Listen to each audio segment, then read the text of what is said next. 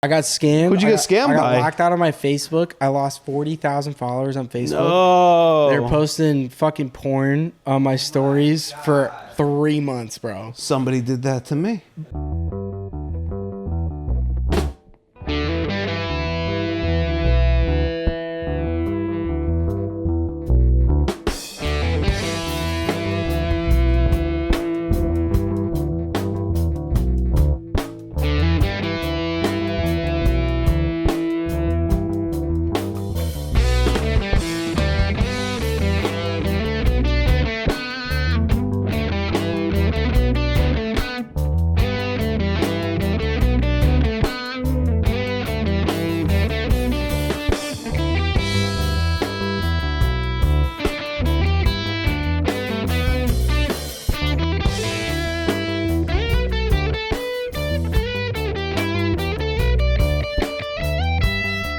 What's up? Welcome back to Brad Kaufman's Chop Shop. Today we have a very special guest, Jack, aka Nameless James. What is up, Jack? Hey. Appreciate you doing this. Thanks for having me. Of course, What's going on, dude? This is fun. I fucking love that you came out here. So you were in town because you were originally from Chicago? Yep. Okay. Yep. And you live in LA now? Just south of LA. Where at? Like an hour south. Like Dana Point. Oh, that's kind of near. That's not too far from San Diego, right? It's a lot closer. It's far as fuck from LA. It sounds better to say you live in LA. I always like say it's kind of like here. Like you kind of say like yes. Like you say that, and if they know the area, then you like explain a little more It's like the Chicagoland area. Exactly. It's like, what is Chicagoland? Like the Native Americans didn't discover Chicagoland. Yeah. This is all of Chicagoland as far as we can see. Yeah, all the way up to Antioch. Yeah.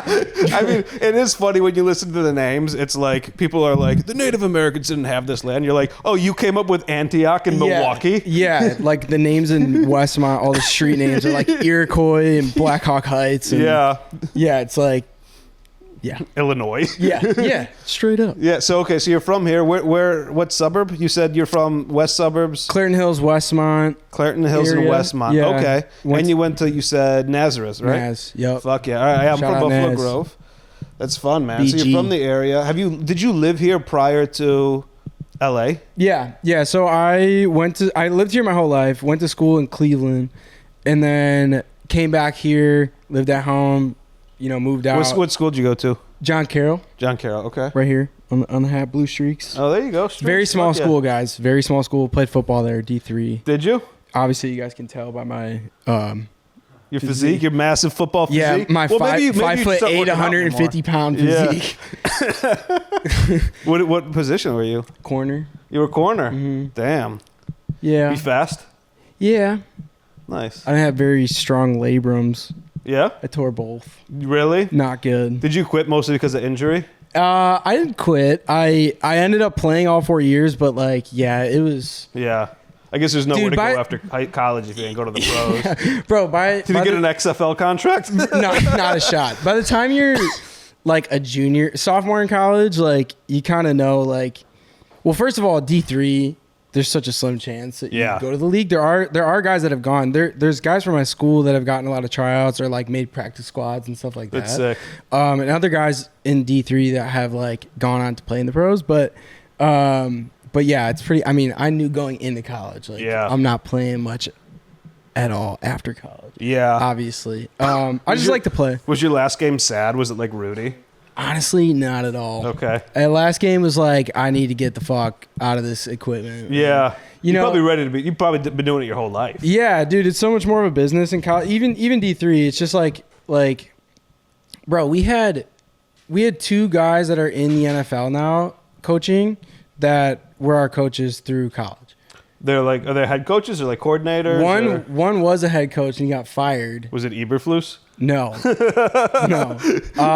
Is that where they got him from? They're this D3 coach would be pretty legit. Yeah, actually it was I wouldn't be surprised. It was Brandon Staley from the Chargers. Yes. So he was our defensive coordinator and defensive backs coach all through my college career until my senior year.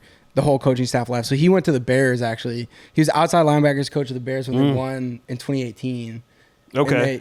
Like when they had a great defense. Yeah. And then he coached. The Bears have always built themselves up on a good defense. Sorry, I didn't mean to cut you off. No, you're good. You're right. Yeah. You're fucking right.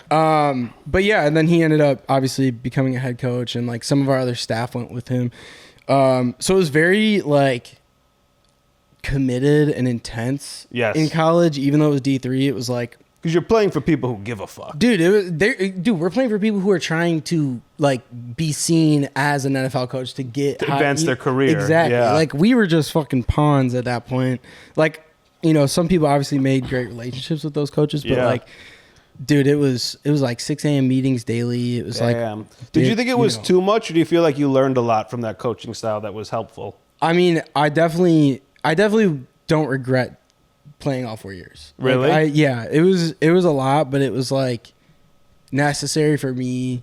I also just love football. Yeah. So I love being like a part of it. Fuck yeah. But like it was good with like discipline and like teaching like you can go, you know, on a few hours of sleep and like go to practice, get your shit done. Like, you know, study for finals. Yeah. Like, it definitely time management, it sounds like. Dude, ton of time management and just about like life too. Like it also tells you when to like, you know, I was able to like learn about myself and I don't know, just like a lot of life lessons. I like these questions. I mean, I like this kind of conversation. What do you think you learned from, like, you said I learned about myself. What do you think you learned? Well, it's kind of like you learn like, you know, I had a couple semesters where I had like 21 credits or 18 credits and like practice and just shit a lot, right? And games and just a ton of shit going on. So you kind of learn like when you're feeling burnout. Like I feel like that's hard to recognize when you're younger. Like when you're truly burning out. Oh, I don't think I figured that out yet. Dude, I burn out all the time. I still struggle with it, but like I didn't know that was a thing I should be figuring out. Sometimes I'm just like, I'm so tired I don't want to do anything for a week. Yeah. But I never thought of it as burnout. Yeah, like maybe it's like the pressure you're putting on yourself or you're doing too much. And so I think those little things, like time management is kind of an obvious one, and like everyone kind of learns that, you know, you have to in college, especially if you're playing a sport. But like some of those other things that you kind of don't realize till later, like, I know how to recognize that within myself a little bit more. That's dope because of football and shit like that. It's like I feel like it's like people who are in the military, they get like so much organization and structure and shit like that. It's not, I don't know if it's similar, but I think it's similar in terms of like the pecking order and shit. Like coach says we gotta be here at 6 a.m. We gotta be here at 6 a.m. Yeah, like you're there, you're ready. Not like you're there, fucking shoes untied. And like it's also helped with a lot of like post college careers shit because because you tie your shoes now. Because I can tie my shoes. No, but like learning like. Yeah, I guess just, you know, how to communicate with people and like show people like, I was able to juggle a lot at a younger age, and like I'm used to that discipline. Mm-hmm. And then, you know, if someone else played like college sport or they just like, they get it, like maybe they didn't play, but they, you know, they understand what goes into like athletics. That helps, I think, a lot too in your like post college career. Like you just have that bond with someone that has done that too. But yeah, you know, I don't know, just learned a lot of those kind of lessons. What did you go to school for? Marketing, you know. Marketing? Yeah. Fuck yeah. It was kind of like an undecided type of thing, and then it was like, you know, that made the most sense, and then I don't know. I didn't really have a plan in college other than to like. By the way, if you have a plan in college, you're a fucking idiot. Yeah, like... Or you're listening to your parents. Like, people are like, I have to be a lawyer or a doctor. Like, you can't be 17 and know. Yeah, I mean, unless you got, like, some crazy, like some experience when you were younger that was like, I'm gonna be a fucking... You watch the EMT almost save your mother, but she died. Yeah. And you're like, I'm gonna be the best doctor ever. Yes, exactly. Like, I feel like you can't really... Or if you're the good doctor. You ever watch The Good Doctor? It's this autistic kid who's a doctor. I've seen the memes. Yeah, and he's just like... I am a surgeon. Yeah, bring me my red crayon. Yeah. I know where it is. And you're like, who is operating? Yeah. Letting this guy operate. Dude, doctors have a different... especially surgeons, they got a different kind of like... Surgeons are super cocky people. Oh, that maybe too.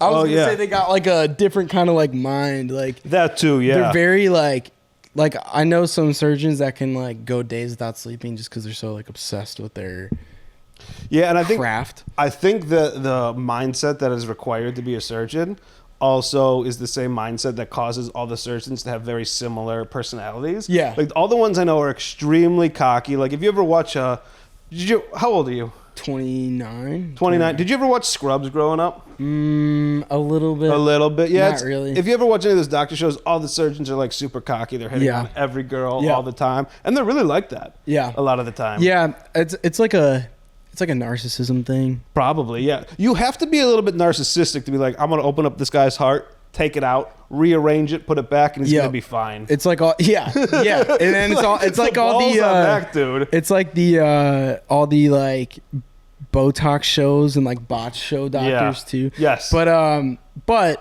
mean, hats off to him. It's like it's a tough thing, and it's crazy too. Like I can't look at blood without being like grossed out. Oh, you don't like blood? Not really. I'm kind of like that. I mean, it depends. Like, is it your blood or somebody else's? Other injuries. Like I've injured my hand. Like I had to get like 20 stitches in my hand.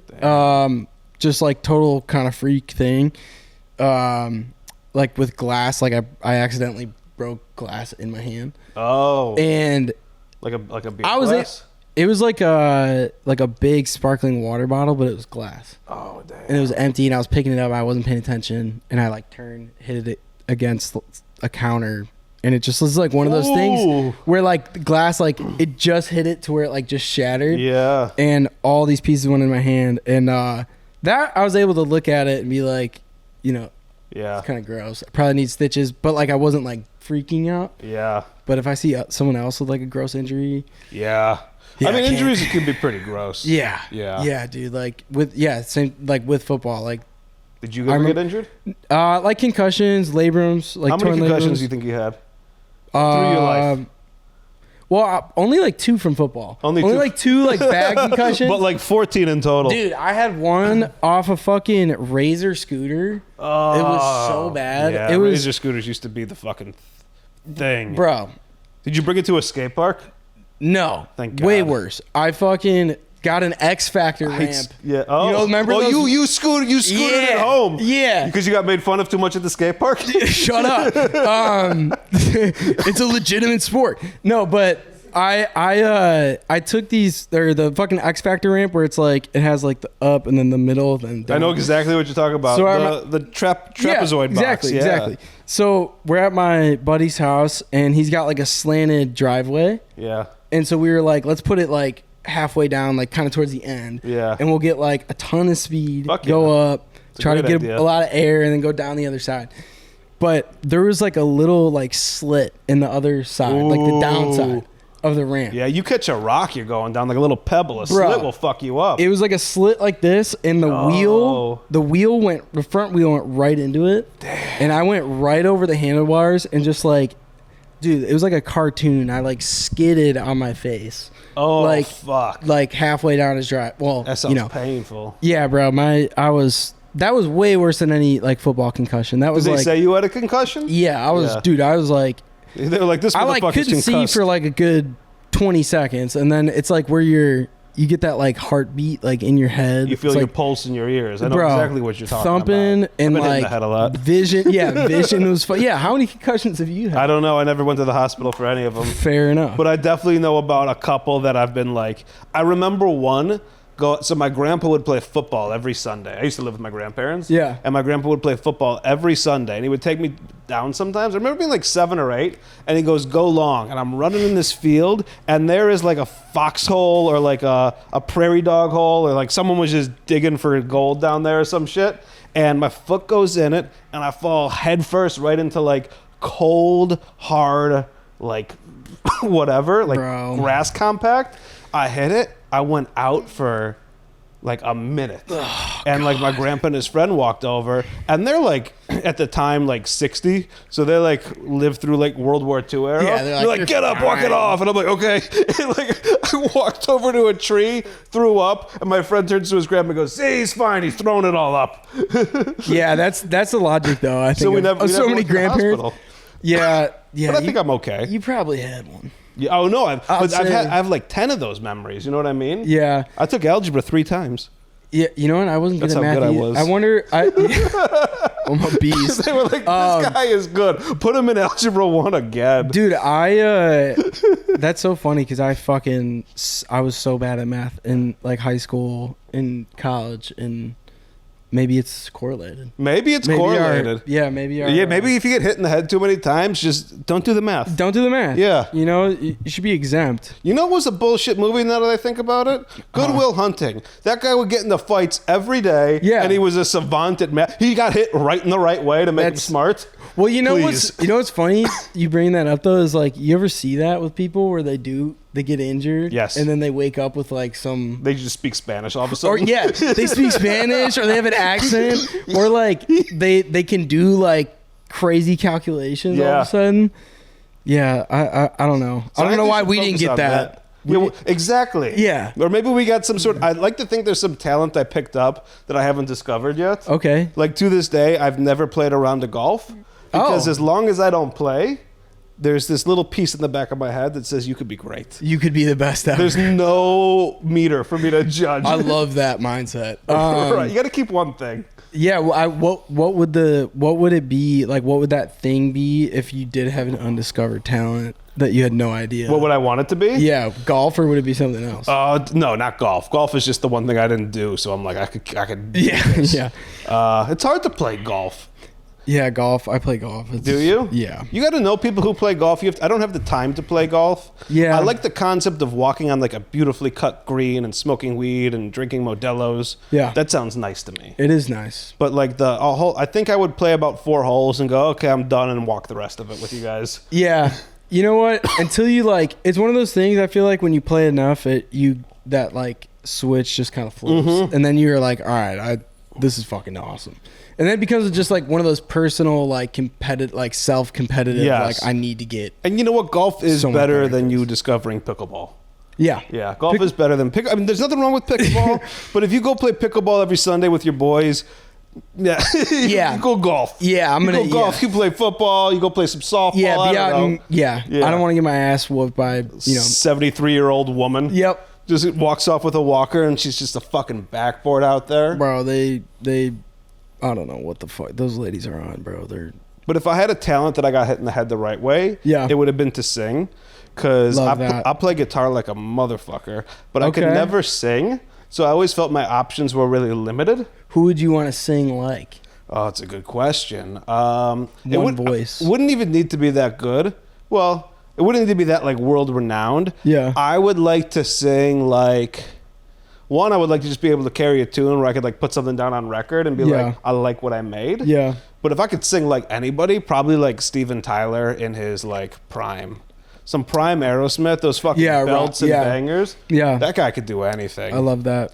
What, okay, 2 questions. What would be your answer to that? If you got hit in the head the right way and you discovered you got concussed into a special talent? What would it be? I don't know. It's kind of a tougher question than you realize. Singing's a good one. Just me. Yeah. Well, you know what? We're different people. All right. I don't know. Singing's a good one. You kind of took a good answer there. Okay. You could take my answer if you want. Nah. Okay. Nah. You could copy me. It's fine. I don't know, dude. Maybe fucking. I would say something math related, but I just fucking hate math. I wouldn't care. Do you think you went to math because you're like, I'm bad at math, it'd be fun to be really good at it? Well, I just think about like all the 60 Minutes interviews with people that get hit in the head, and it's like some sort of math. It's mostly math related. It's math, or you speak with an accent. So I'm like, why? Yeah. You just wake up Dutch. Yeah, bro. Those it's fascinating. It's honestly fascinating. Have you seen that guy that I think he was born severely autistic, but still, they flew him. He has a perfect photographic memory, and they flew him up over a city he'd never been to. I think it was like Barcelona or something. Yes. And he drew the whole skyline down to every specific window. Everything was perfect. The number of windows, the number across, there'd be like a gap because they had some gargoyle statue. He got it all. Yeah. On like 48 buildings. I know exactly the video you're talking about. Yes. It's like he did it on like a really long like. Yes. In, like, they pen. sent him to some center somewhere, like the Smithsonian. Yeah. How fucked like, up you is that? stay here till you draw this shit. Yeah, we're gonna lock you in this room. Only way you get food or get out is repaint the whole city by memory. You just got to give him a little bit of motivation. Don't feed him. Don't give him water. Just give him a reason to do it. Tell him he got his family locked up in a basement. So yours would be something with math, or maybe like stats related. Maybe like sports, like knowing every like every baseball card I've ever looked at, every stat. You want to be the coolest guy in 8th grade. Yeah, totally. I want to be able to run fast. Fuck yeah. I want to be able to jump really, really high in the air and then land without injuring myself. Oh yeah, there it is. That's the guy. There's that guy. That's crazy. You know what the secret is? We need to find out what headphones he's wearing. Yeah. It's all in the headphone. Yeah, true. Okay, next question. It's just someone telling him how to. Yeah. Stop your pen. Go left. Go left. Go up. Mr. Beast is back there. This will make great content. Yeah. Yeah, Mr. Beast. What did you want to be? Like, kind of on the same vein, but like different. What did you want to be when you were growing up? Like, I feel like everybody has a thing that eventually give up on or grow out of. Yeah. Yeah, that's another good one. I mean, I think initially, sports, and then it was like football. Yeah, but then it was like music related.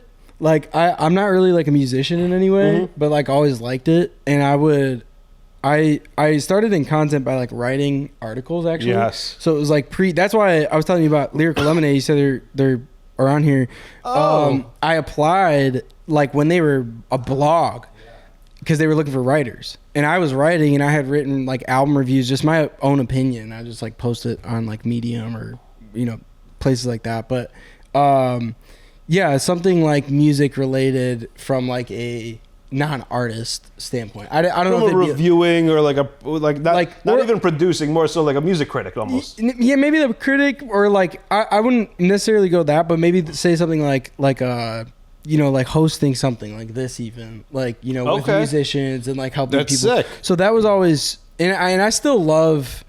I just admire people with like musical ability. That's sick. I've got some friends of mine that like I've met who are like awesome, and I just I want to see them do really, really well.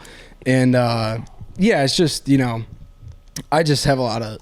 Yeah. That's a good answer. Something in that. Like when I was a kid, I always thought like something music related. So I don't think, that's necessarily like out of the picture. Yeah, it's not something. That's not something you grow out of. Like for me, what I grew out of was I realized I was never going to play shortstop for the Cubs because I run a 50 in like 14 seconds. Fair. Like it just wasn't going to happen. You know. Yep. But but like that's something that like is a dream that you could do anytime. Yeah. I guess like the dream that I grew out of, the dreams were either football. Like I wanted to be a football player.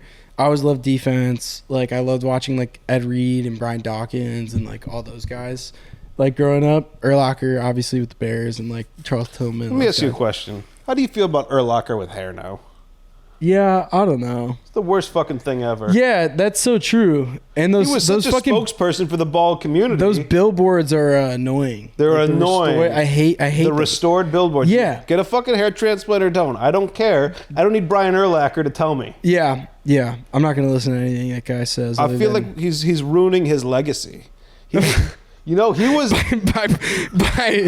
by taking his biggest insecurity and fixing it. Yeah, he's fucking a pussy for that shit. Yeah, I mean, for fucking 25 years, this dude was the bald champion of the world. Bald guys everywhere looked up to him. Dude, and now he's like, I'm gonna sell out and get hair. He had the eye black and like the barbed wire fucking tattoo. Yeah. Like he was intimidating. And with hair, it's a little less. No, he looks like a fucking insurance salesman. Yeah. He looks like he's going to sell you a 96 Escalade. Yeah. For way too much money. He gets up in the morning and he's like, yo, I'm going to fucking sell 100 cars today. Yeah. He's like that Andy Elliott guy. Who? That bald dude. Well, that guy's bald, so I guess maybe not. But you know that guy, that like sales guy?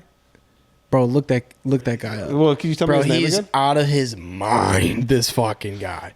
I love these out of control sales guys. Oh my God. Oh, I know this guy. Yeah, you got This guy is so full of shit, by the way. Yeah, he's like, if you don't make fucking $16 million this month, you're poor. You must hate your family. Like, that's the only answer. Have you seen that new workout coach motivator guy who will only work with you if you make over $150K a year? Oh my God. It's so funny. I don't think you guys can hear that. No. Nick was asking if we've heard of the coach motivator guy that will only work with you, workout coach, if you only make over $150K a year. That's kind of smart. You're like, I don't want to work with anybody poor. I want to make $5,000 to work. I guess he's like, process of elimination with some of his clientele.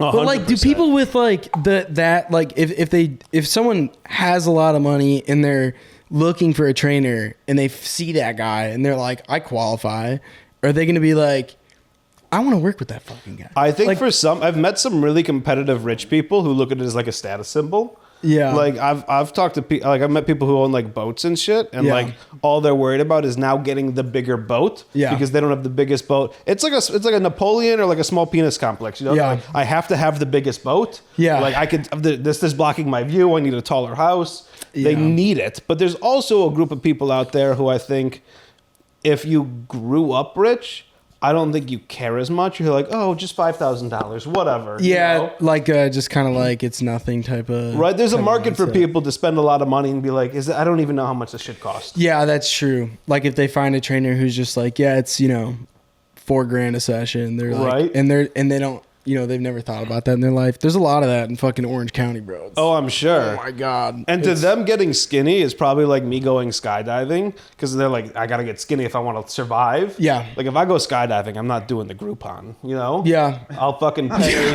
a lot of money. Yeah, that's a good point. I keep having a friend who invites me skydiving. Yeah, have you gone? No. Fuck that. My friend, he's done it. He did it once. It was Josh Ocean Thomas. He was on an earlier episode of the podcast. But he did it once, and then he's obviously an adrenaline junkie because next thing I know, he's like on his 450th solo dive of the year, and he keeps trying to get like other comics and us to go because if he can get 8 people to go, he skydives for free. That's ridiculous. And I'm like, I don't like these odds. Yeah, that's ridiculous. Yeah. I feel like the more you skydive, the more chances you have to splat, dude. 100%. Like I would do it once and be like, cool, I did it. Like I'm not a paratrooper. I don't know if I'd do it I don't know if I'd ever do it. I don't really need to jump out of a plane. Yeah.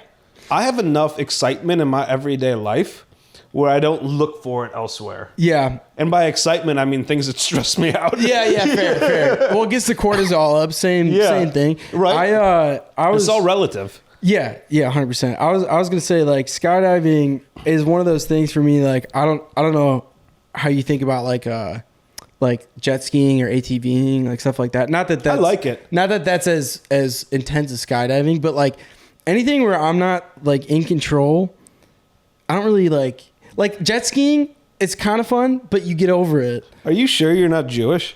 Maybe you sound really Jewish. Maybe you sound like all of my family. My girlfriend's Jewish. My grandma hanging out with the Jew. Your grandma's Jewish? Well, no. My grandma was adopted informally, and I just have a hunch she was adopted Jewish. by. Oh, okay. You think before? Yeah, I think she's just like she was given up, but I think her ancestry, her biology is Jewish. Yeah, her ethnicity. Yeah. I mean, we're big on worrying, and you're doing short, a lot of that. Yeah, we overthink. I don't know if you do that. Yeah, a little bit neurotic.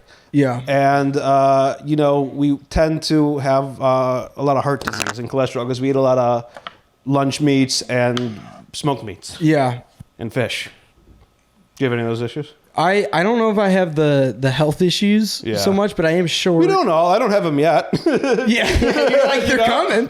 Yeah. They might be coming. I don't know. Maybe I'll change my ways. No, I'm not Jewish, but have grown up around and lived around and currently live with a Jew. Jew. Yeah. So. Yeah, I remember I took my dad. I have the reverse. I'm dating a Christmas. I took my dad, who's very Jewish. He runs a temple, to a gun range because we were talking about going shooting, and I've been like 7-8 times. It's fun. It's not that hard. Yeah. And in his head, it became this really big thing, like a gun. So I take him there. And the guy's like, he's a little nervous. He's like, do you teach like a course? And I'm like, just point it down the range and just pull the trigger. And he's like, I don't know. And then the guy catches wind that like this guy's interested in maybe taking a course. And the guy behind the counter is just like, listen, sir, the minute you take that gun out of that holster and point it in front of you, you're responsible for every life you could. I was like, who is this guy? Yeah, what? He's like, when someone enters your home, I'm like, dude, we were just trying to shoot a gun. And it ended up being my dad signed up for a 3-week training course with this guy before he would shoot the gun. That's how Jewish we are. Yeah. No, I that kind of like that scene like kind of played out in my head. I don't know what your dad looks like, but I had this vision of him, and it's just very funny. He's like, nah, we gotta take this course before I 100% pull this thing out of my fucking. Yeah. He's like, I don't want to just point nuts? The gun. Did you hear the guy? But then he goes in both directions with it, so he's on this angle, right? Yeah. But at home, when he wants to talk about it, when we're chilling, he's on this angle where he's like, I talked to my buddy. You can't just own one gun. You have to have 7, one for each room of your house. What are you gonna do if you're in the bathroom and someone breaks in? I'm like, you won't even shoot a gun at the fucking range, and you're already worried about how many guns you need in the house. Yeah, you wouldn't let me get a BB gun as a kid. Like, he would not. Yeah, same. Yeah, same. I ended up getting an airsoft gun, and I would go to my friend Tony Brucato's house, who had paintballs and real guns. Tony. And we would shoot and shit. He had his house backed up to a, what do you call it? Like a junkyard. Oh, yeah. And we would shoot guns and BB guns. Nice. One time, we actually broke into this house under construction with these airsoft guns. We had spray painted all black and just had a fucking airsoft off, like 007 GoldenEye style. And then we realized there were 3 cops in front of the house with guns drawn. Yeah. Because they had seen the guns in the window. Yeah. And, I don't even know how I got away with it, but we both jumped out of the 2nd-story balcony onto the ground. Like in the junkyard? Or... No, this wasn't his house. This was in his neighborhood. And there was a forest about 100 yards back. And I remember we're both standing there with the guns still like idiots. Like the cops would have for sure killed us. Yeah. And like we looked around, we saw one of the guys on his phone like calling something in, and we just sprinted 100 yards to the fucking forest line, and they never caught us. Buffalo Grove. Buffalo Grove. Police department. Yeah. It's right here. Illinois' finest. Yeah. But okay, you were talking about something earlier. We were talking about your one hidden talent would be music. I would, I'd like music to be, world. Yeah. And my question is, you're obviously a huge Lil Wayne fan. Yeah. When did you discover your love for Wayne? My friend in 4th grade, he's like, bro, my brother showed me a song yesterday. What year is this? This was like 28. It would like be 05, 06 or something? It was like 07. Okay. So. Okay, cool. Yeah. That's when I got on in like 04, 05. I remember my specific time. Yeah. So in 07, I was 11, 12. Like, 'cause I was born in 95. Yeah. So it was kind of like, once you're like 10, 11, 12, like again, we didn't get phones and shit until we were older than like this, obviously the generation now and stuff. So like, you're pretty sheltered in a way. I went to a really small middle school, grade school, graduated with 17 kids. Damn. Like very, very small. So, all the sports were obviously like someone's dad was a coach or it was my dad or like whatever. So it was like, you're not exposed to it as much unless you have older siblings, older cousins, or like friends with older siblings. And I just remember being in line to walk into school one day and my buddy showing me Sky's the Limit. And I was like, I probably had heard Lil Wayne songs before, like mainstream ones that had been on the radio, but like didn't ever think about it. There wasn't many at that point unless it was later when you heard it. Yeah, true. Probably like 2007 there really wasn't. Because Sky's the Limit was probably like 04, 03. Yeah, well, was it? Well, like Carter 2 came out in 05. Yeah. So what was Sky's the Limit? I think it was on the Drought 3. I think that was like 07. Oh, okay. Yeah. Okay, there you go. We're pulling it up right here. But that's dope. So is Sky's the Limit your favorite Wayne song? Maybe you're right. Maybe it is 03. Maybe I'm just thinking about it in the context of when I first heard it. Yeah, you're like the only person that I would allow to possibly say they're like a bigger Wayne fan than me. So. Dude, what's funny though about his music and stuff though is that there's so much of it that it's like, I feel like diehard fans of his music could still have a totally different set of like favorite songs. It's always there's so much that everybody falls into a different set of favorites. Yeah, it's like it's just like I know like artists now still put out a lot. Like Drake's put out music every 2 years or whatever. You or a big Drake fan? I hate Drake. I liked him for a while. That's my controversial statement. I fucking hate Drake. He got a little annoying, I would say, after like the Kendrick shit. Even before a little bit, like I didn't listen to CLB really. Like I wasn't like excited to listen to it. Same with the 2020 album. Like what that was Thank Me Later. No, that was not Scorpion. I didn't really listen to Scorpion. The one after Scorpion. The Thank Me Later is like one of his OG. I'm thinking of the dark mixtape, dark demo tapes. They had a couple of tracks on there. For all the dogs was alright. No, it's the dark demo tapes. Yeah, that was like kind of at the point where I was like, all right, like it's kind of the same Drake. He's kind of getting too P Diddy-ish for me, and I'm glad that's not on the mic. Yeah, he is a little bit, and I never liked him since like Hotline Bling and shit came out. Yeah, like, this is a dumb song. Well, he's had some good music, I think, and there's been some good features and stuff. But at the same time, I think he thinks too much about how can I stay relevant versus like how can I, like, yeah, you know. That's an interesting point. Because like I feel like there's times where, like, there's times, you know, and it's easy to say like for any artist, like their older shit's way better. And because it's like it spoke to you at a time and it was like new then, especially like then you came to expect that shit from artists. So that's why I think later in every artist's career, people are like, oh, their early shit was like their best shit. I agree with that. But sometimes it's true. Like if you look at Kanye, Kanye, I don't know if you agree. I think Kanye has significantly gone downhill since like his first 4 albums. Yeah, since probably Dark Twisted Fantasies. Yeah. I mean, I liked Life of Pablo still. I liked a couple of Life of Pablo songs, and I actually liked Ye. I did like Ye. I wasn't as big of a fan. You know what? I wasn't either, but you know, I didn't hate it. And then shit just started coming out that I was like, true. What is the fucking this shit? Not as good. Yeah. He also started losing his mind a little bit. Yeah, definitely losing his mind. Kid Cudi got sober. You know, shit changes. Yeah, true. Kid Cudi's like 2020 album wasn't bad. We were just talking about it. What's that one you put on earlier? It was Man on the Moon 3. Yeah, Man on the Moon 3 is That's damaged. the 2020 album. Yeah, that album was. I like that album. I do like, too. I thought it had actually. a lot of good tracks on it. I would say, yeah, like Drake stuff. I just felt like he just like he rapped harder like on his earlier stuff. People like, will reference him as one of the best rappers in their top 5, or would have prior to like this whole Kendrick thing. Yeah. And you know, listening to his old shit, I could kind of get it a little bit. Yeah. But when you hear, like, if you came into Drake around like I said, Hotline Bling. Yeah. You're like, what best rapper alive? Yeah. What the like, fuck is this shit? For the people that have, that's a good point. For the people that have no context or interest in going back and listening to old shit, and they've become a fan, like younger generation has become a fan of an artist from a certain time and beyond, and then they rank. Yeah. It is frustrating because you're like, I know you don't like, you're saying that and you like don't even know, like you're saying that for like the shitty part. Like I would give you the argument if you used like some of the other stuff. Correct, but you're a fan of fucking the bullshit. Yes. Yeah, that's true. And every artist for the most part enters a bullshit era or decides to change in a way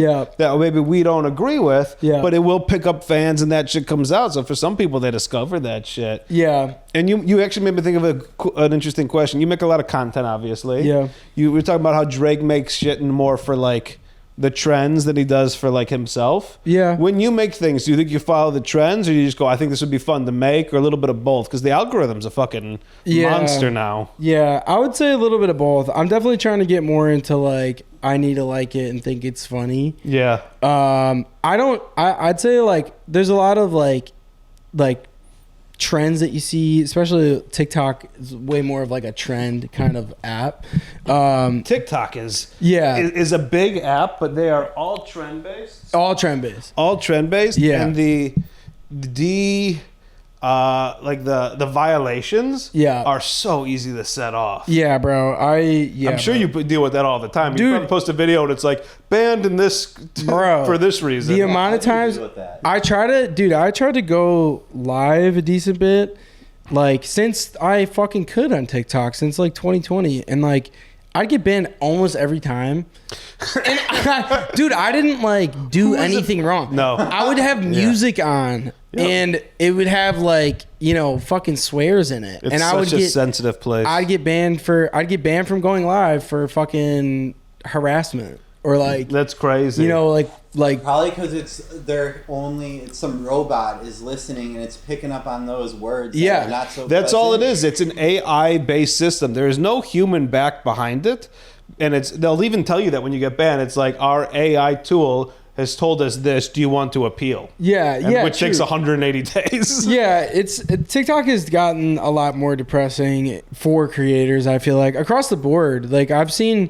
It's crazy how many like creators I've seen go from like starting on TikTok during the pandemic when a lot of people did, like myself, and like now they're like, I'll see like a video of theirs will occasionally do well, and every comment is like, oh my God, I haven't seen you on my FYP in forever. Oh my God, I haven't seen your shit in forever. And it's they really suppress you when you do well, so you could be like, we need the big and they fuckers. say, you know, you get the notifications on your posts, like, do you want to boost this post? You can reach more people, and it's like, you feel like they suppress you, so you use the boost. Sometimes I feel like that's like kind of a thing. You don't want to be like you know, I want to be careful to be like, I'm not just blaming TikTok for if my shit's not performing well. No, but I think there's a level of, you have 1 million followers on TikTok. If it's only going to 3,000 people, that's weird. I'll have 10 videos in a row do like less than 1,500 views, which is out of 1 million followers. Statistically, it could be videos that I've like posted and now I'm reposting to see how they do. Yeah, and they don't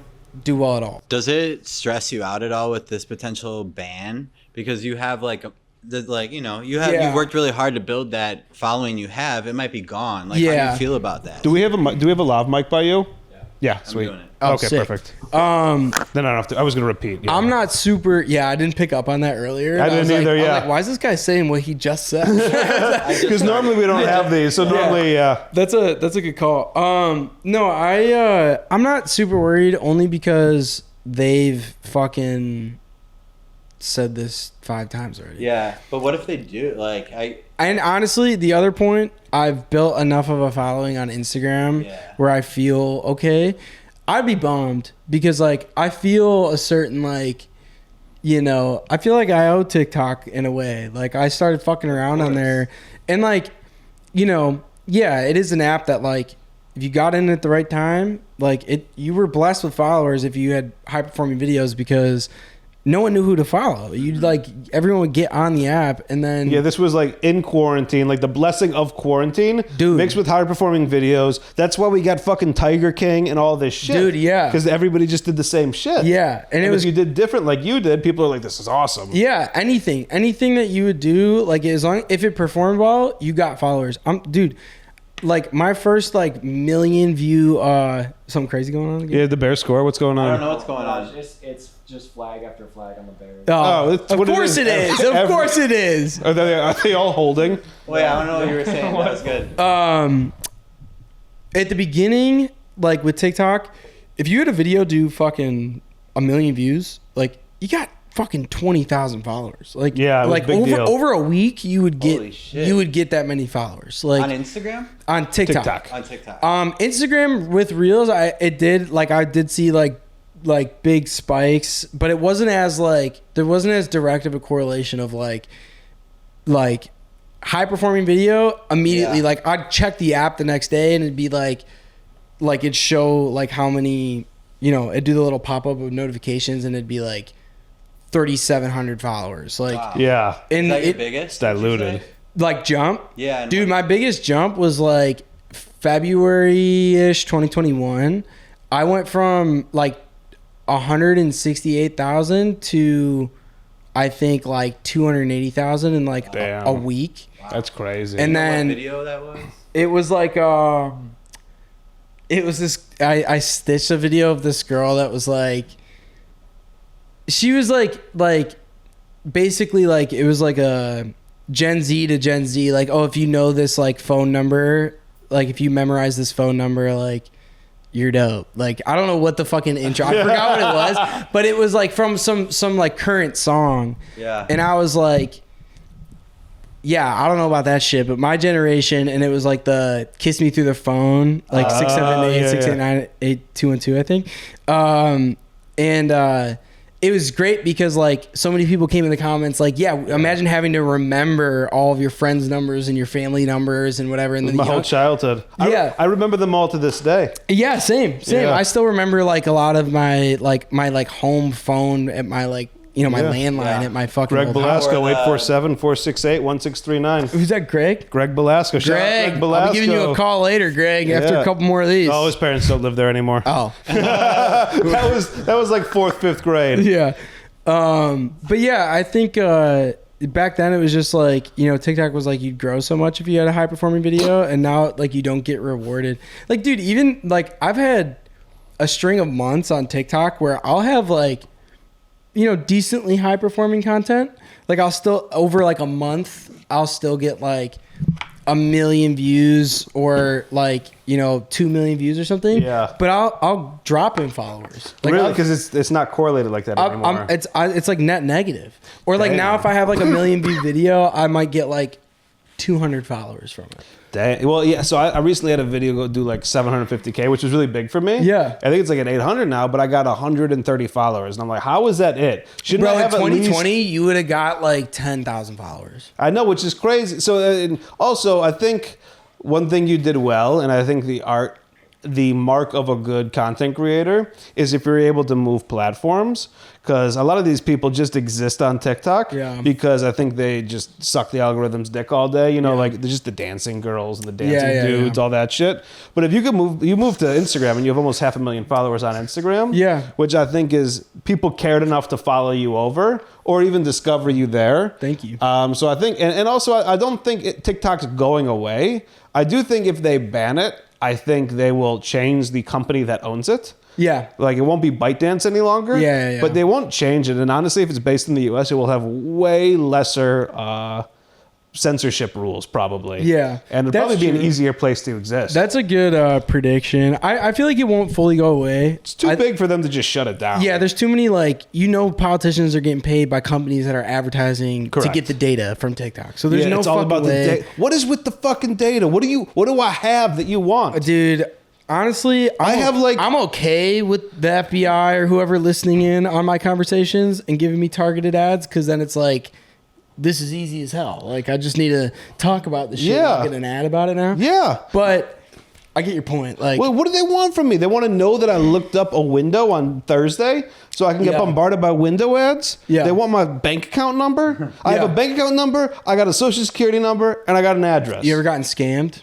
They've been trying. I got scammed. I get called from India once every morning. I got scammed. Who'd you get scammed by? I got locked out of my Facebook. I lost 40,000 followers on Facebook. No. They're posting fucking porn on my stories for 3 months, bro. Somebody did that to me. That's how I know. But it wasn't. You're like, wait a minute. You stopped posting that shit on fucking Facebook? I knew I recognized your face. That was me. Dude, that was fucked up. And that was totally my fucking fault. You fell into some shit? I got fished, bro. I got fucking fully fished. Jeremy Wade, River Monsters, fucking hook, line, and sinker. They didn't pretend to be Jeremy Wade, and you were like, holy shit. It was like a Gmail, and I was like, this sounds like a legit opportunity. And I'm following shit, and then I was like, wait a minute. It was, but you know what it was? It was one of those days where you're just like, on and you're like, yeah, I'm gonna keep like chipping away at shit I have to do. Yeah. And that was like something I just got in my fucking email, and I'm like, dude, I'm gonna capitalize on this. Like, it was like we're gonna address this email right now. Yeah, dude, it was like a brand deal opportunity, but like I get a lot of spam. The prince from Nigeria wants to invest. yeah, it's crazy. He wants me on his podcast. I just have to pay him a $14,000 deposit. He's got 18 million followers. Random thought, but you never see any like horror or thriller movies that come from someone getting scammed. You just gave me an idea. That's a great idea. Like maybe like a scam that just keeps getting deeper and deeper. Dude, that's a great idea. You know, I was at my mom's for Christmas yesterday, and she has like 380 followers on her Instagram. Takes really beautiful pictures, but she's like, I think this famous celebrity liked one of my pictures, and I'm like, holy shit, no way. And she's like, yeah, look, and he messaged me, and it's Liam Neeson .12 something, and I'm like, holy shit. And then I look at his profile, and he's got like 4 followers, and I'm like, Mom, oh my God, like you dude. can't get scammed. Like dude, you're on your like Bro. you need to get off the internet. Moms be getting scammed. Bro, my mom was just showing me this. She was like, "Look at this hotel," and it was one of those AI things where it was like beds on this like cliff, and it was like there's a waiter with three legs. I'm like, just think about it for a second. No hotel would ever have a bed and like an open cliff fucking air. Yeah, like right? this is AI. Yeah. I feel bad for our parents' generation. I didn't even think of that scam. My mom calls me once a week for Amazon. It wasn't necessarily, thank God it wasn't that. I wasn't even thinking that. It was more just like something that she saw on her feed. She was like, oh, I'd love to go here. But that's crazy. Now that What'd you say? Like a vacation scam. A great vacation package, great AI pics, and then only $5,000. Yep. You know, and that's all inclusive in like Venezuela. That's and you get crazy. It's called the Fire Festival. It's gonna be yeah. That's dude. I think Firefest 2 is gonna happen. Yeah, who's letting him do that? Yeah, isn't he like still? Doesn't he still owe money and stuff? He owes money, and he's supposedly banned from. Will you grab the tequila over here, Nick? That guy is like he's a sociopath. Yeah, that's like a crazy thing. I get a call once a week from my mom that, did you order this on Amazon? Because I use part of the family Amazon. Who, Amazon? Centenario. Oh, Amazon doesn't sponsor nobody except Centenario. If you want the opportunity to sponsor an Irishman and a Jew. We need our first sponsor. Yeah. All right. Dude, wait, do you guys don't have any sponsors yet? Let's get you guys some fucking sponsors. Yeah, we need some. We just started this project. I see the dog walker sticker. Well, that we literally were talking about dog walker earlier. So my girlfriend's the assistant director on The Bear, and they were filming outside of the beef, and all of a sudden all these signs. You okay? No, I'm good. We're outside of this warehouse across from where they're filming, and it said, "We love The Bear. Come ring Greenleaf." Oh, Greenleaf. And I think that's maybe who owns or whatever. Green Rose. It was Green Rose, probably. No, not Green Rose. Oh, okay. But they went up. It was the dog walker headquarters. Oh. And dude, my girl got so much free weed, and Jeremy Allen White gave her his batch too. So we were smoking. You were there. We were smoking dog walkers for months. Shout out dog walkers, dude. I've done dog walkers. Okay, I saw you do that thing. Yeah, I saw your shirt. So I've had a couple of pull up his dog walkers. I've had TikTok. On Instagram. I've had a couple dog walkers brand deals. Shout out fucking dog walkers, and shout out Mateo Communications for the fucking hookup with that brand. So they fucking that's the most recent one. Dude, that was a fat blunt they gave you. Bro, Next time you're in town, bring one of those here. Bro, I fucking smoked that thing. Holy shit. It took me days because I wasn't like a friend. It's for sure a thing to do with like a group. Yeah, but I like going back to a blunt day after day. Dude, Oh, that you can hit a good blunt for a week. It's got a glass tip. It was actually super smooth, like really, really smooth, and it didn't like you've seen like brands or like dispensaries do kind of like big oversized stuff before. Totally. But they always canoe or they don't hit or something. Like it was honestly solid so blunt. nice. I don't like when they go too over the top with the THC where they're like, and it's rolled in diamonds and all this shit. This shit in here. No, they dude, I love this brand because they're like, yeah, whatever you think. Like my two favorite brands in Chicago is definitely Dog Walkers and 93 Boys. Oh yeah, 93 Boys. Good. Me and Corey work with Vic on the Shy, but cool. other than that, like his weed is good. So I've gotten some of their weed before, just like bought it myself, like out and about. But the Dog Walkers brand, they've just been like really good to me, and like it's like it goes to talking about like working with brands in general. Like they're so just like like you come to us with concepts, we'll work with you. We trust whatever you think.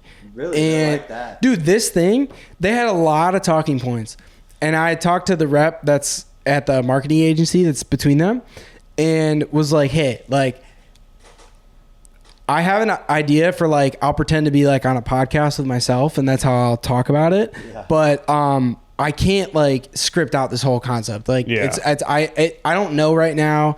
Like they needed the concept to approve like just the idea, and I'm like I can't give you like line for line. And I've dealt with fucking such bullshit in the past with brands that are like, no, we need you to script everything out, and then I go to do it and you shoot and you realize like there's something that's way better if you just like are able to kind of improvise on the fly. and you can still get the points across, but like, you know, and there's brands that are such sticklers about it.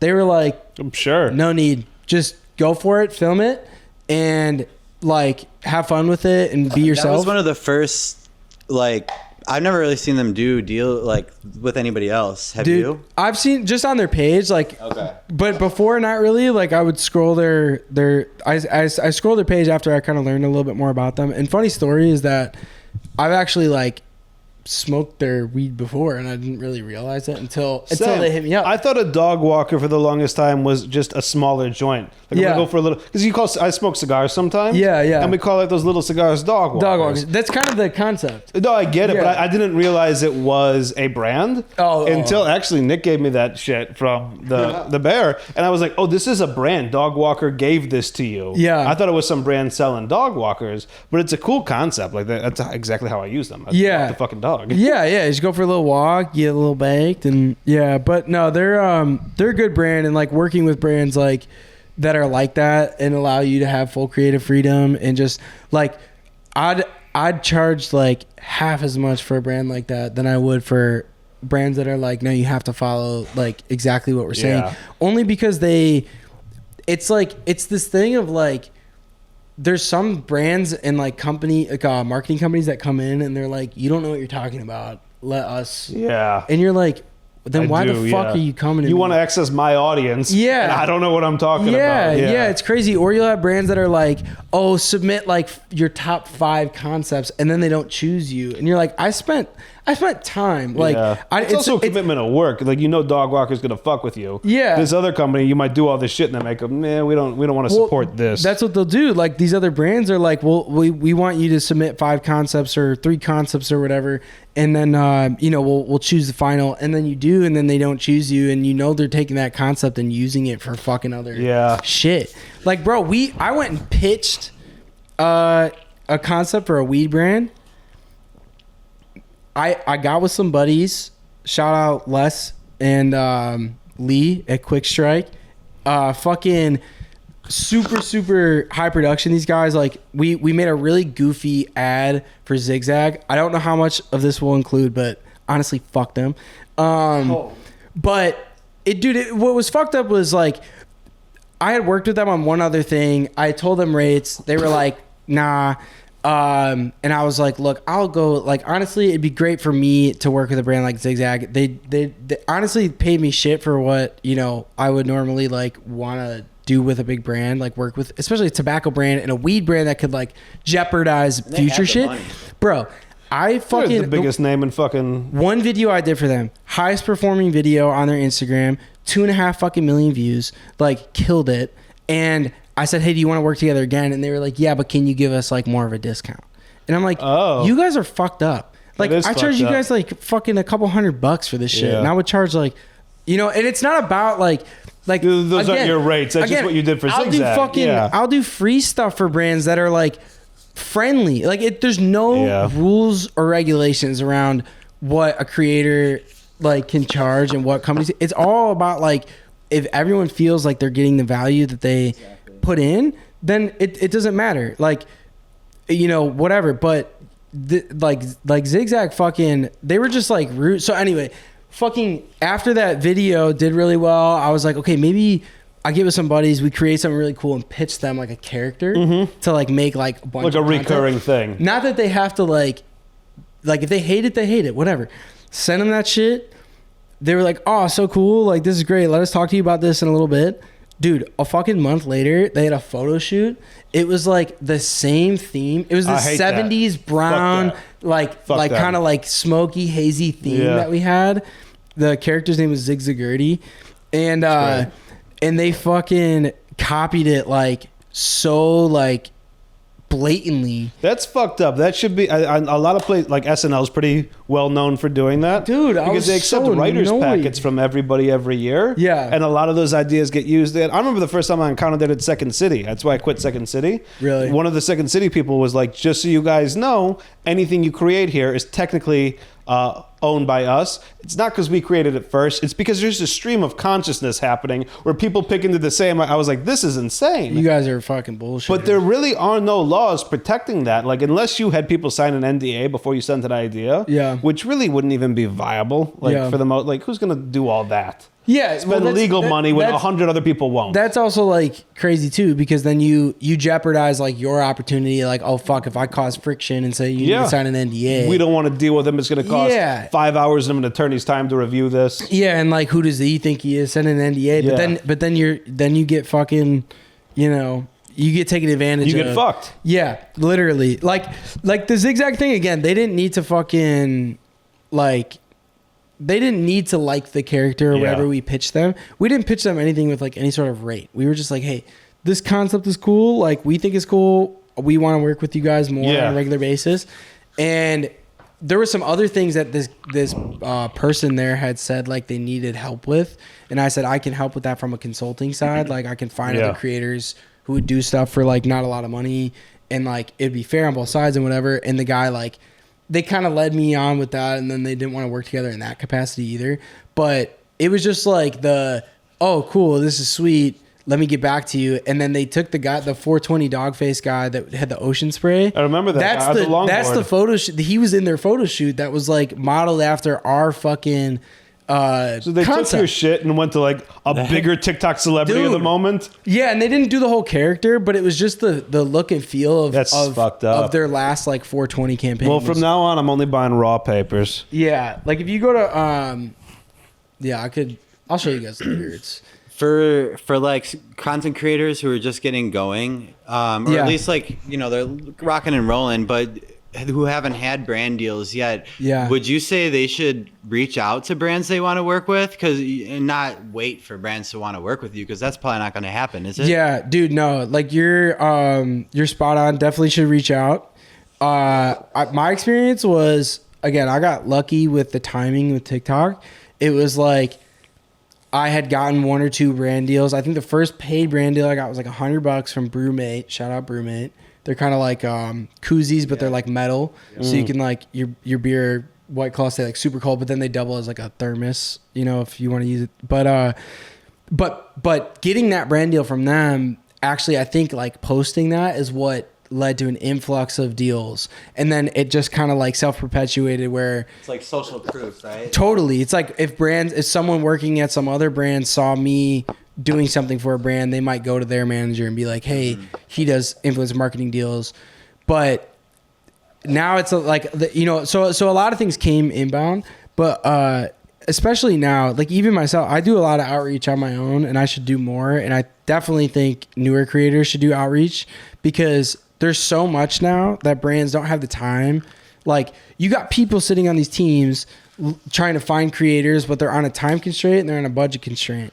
So it's like, if you can help them out by putting yourself in front of them and saying like, hey, if you have any campaigns, this is the type of shit I do, you're probably going to get hit back with like hey, maybe not now, but soon. Or like, we do have a campaign. Here's our budget. Like, what can you do for us? I'm sure there's not really many creators like attacking companies like, hey, let me pitch your company, so they probably love to see it. Dude, it's a lot of agents or agencies that represent creators. But the thing is, those agencies have these partnerships with the clients or these brands, and they're more of like a go-between, and they're not necessarily like if I was signed to like an agent, they'd be pitching me on a list of like 10 other creators to a brand that they partner with and they're really friendly with, versus like what you're saying, which people should do, is just as a creator yourself, go for any brand that you think that you want to work with. Like, start with the ones that you're most passionate about, the shit that you own in your closet or in your kitchen or wherever. Like,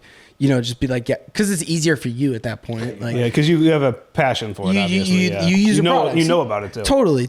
Yeah. And then, there's like being persistent with them to like, say that you're open to working together, and saying that you're independent, like you're not signed to anybody, because then they don't have to pay additional money to cover the fee for an agent. That's something that's helped me, I think. Like, I've tried. So you've stayed unsigned on purpose? Yeah. And you obviously have a lot of followers. I'm sure agents approach you all the time. Yeah. I've gotten I've had, talks with a lot of just the influencer marketing agencies, like not as many with the, you know, traditional like talent representation, I guess, like for like actors and things like that. I've had one or two of those, like bigger ones, but yeah, dude, there's all these agencies now that are like creator specific or influencer specific. Interesting. And they, it's the same shit. It's like, you know, oh, we're going to pitch you to all these brands and all this shit. And it's just 25%. And, you know, 25% is a lot. It's a lot. That's a lot. Especially if you consider people typically who have agents have managers and have lawyers. Like, and then taxes. Dude, the standard's like 20-ish in the 20% is standard. And I don't know about that world, but yeah, I would think 20% standard across the board. But dude, there's so many of these agencies that are like, I'm like, hey, I would love to work with you guys, and if you guys can help me do outbound, like I need people to do outreach for me, that would help me a shitload. But anything that comes to me directly, like I want to handle, and I, you know, if you guys handle it, like, would you be able to take 10% instead of 20? Well, you're just pushing paper at the end of the day instead of actually helping me. And they're like, no. And they're like, no, it's 20% across the board. They want everything you touch? And I'm like, yeah, dude, even some of these agencies want, dude, bro. Some of these agencies... That just shows how... They want creator fund useless money. They are. Bro, some of them want creator fund money. Like, they want, like, if you made, like, $100 on Instagram last month, they would want, like, their 20%. Are they broke? 20%. What the fuck? Dude, some of them are shameless. And it's I think it goes back to what you were saying. Like, you don't want to get into business with somebody shitty, which is why I guess you're selective in who you work with. Like, you'd rather work with a small brand that's cool and you like and is easy to work with than somebody's going to steal your shit. Yeah, 100%, dude. And it's crazy how some of the big brands are... Now you have other big brands or companies that are pretty open and flexible, and that's great. And they usually... What it usually is, it's like they hire a middleman marketing agency, and those marketing agencies are just run really well, and they get it. They're like, hey, client, so it's like affiliate marketing? Not necessarily affiliate. It's just like a go-between. It's like they might have like McDonald's as a client, and then they also might have like a roster of creators. I get it. But the good ones will say to the client, they'll be like, you guys need to shut the fuck up about like how structured this video needs to be. I mean, McDonald's is pretty, like a brand like that's big corporation, pretty structured. But like a middle-sized company that still has a lot of money, like the good middleman agencies will tell those companies like, you need to listen to the creators. And it's great to find those middleman companies that know what they're doing. I've had middleman agencies that like I've worked with them before, and then they reach out to me on a new project like they've never spoken with me. They're like, hey, I'm this person from... I'm like, we just did a deal together. Like, yeah, right? So it's like I know you're not fucking... You don't care. Yeah, exactly. You know. Do you... So, like, outside of the brand partnerships and stuff like that, like... Well, I guess first when you got into it, did you want to be a content creator, or did you start making shit, or like, were you like, this is funny? Yeah. What inspired it? Bro, it was like COVID, I got fucking... let go, you know, like a lot of people did. Fuck yeah. And I was like I was saying earlier, I was writing. That was like I first started at this company. It was a startup, and all we would do is like ghostwrite articles for people. So if they wanted to publish something, we would just like author it for them. No fucking way. We'd interview them, and like how it would work is we'd get on like a monthly retainer with them where it was like a certain number of articles. Then we'd help with like a bunch of their LinkedIn posts every month. Oh, so you were like running their marketing aspect of their business almost. It was like all the written blog posts, Instagram, LinkedIn. blog, not as much Instagram, LinkedIn for sure, some Twitter, X, and then mostly. So these are like companies, like medical supplies bullshit or could something. Could be like a biotech company, like, and it would be the founder of that company, and they would be like. It'd be make me sound smart. The approach would be like, cool. Hey, instead of like press about you written in the third person, why don't we like help you be the author of an article as the CEO? That's a good angle. Because you look way more like you care a lot more about your industry. Yes. Instead of like someone saying like so and so CEO is making big changes. It's like if you're writing these things, like you look like you care a lot more. So the business model was like pitch that form of marketing, ghostwrite for people to help them become like a thought leader and influencer through like written marketing. Yeah. So that was where I was at. And then, COVID, I started fucking around and making shit online because I was like, if I can write if I can build a following as a writer, which I was able to do a little bit on like Medium, and some other platforms, like if I can build a following as a writer, I think I can like apply this to like video content and just like. Was that like a dream of yours in the background the whole time, or you just you figured it out one day? Dude, it was like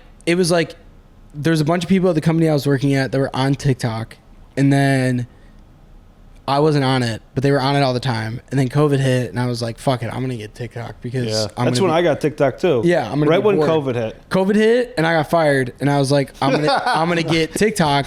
And then I said, "I'm not gonna bored, and I got time." Yeah, and then it was like, I'm not just gonna get it to like.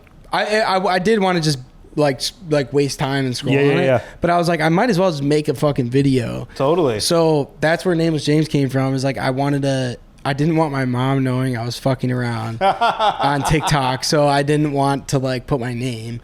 And then like I just started putting videos out, and after like 10 days, I had like a decently high performing video, like 300,000 views or something. Damn. And yeah, I was just like, okay, well, marketing background, like I think if I just like keep this up, I can like use this as like, you know, some sort of form of credibility for myself. Yeah, you could build a business for yourself out of this shit. That's basically what it was. So now it's like, you know, I have, as a creator, that's like my, you know, day job.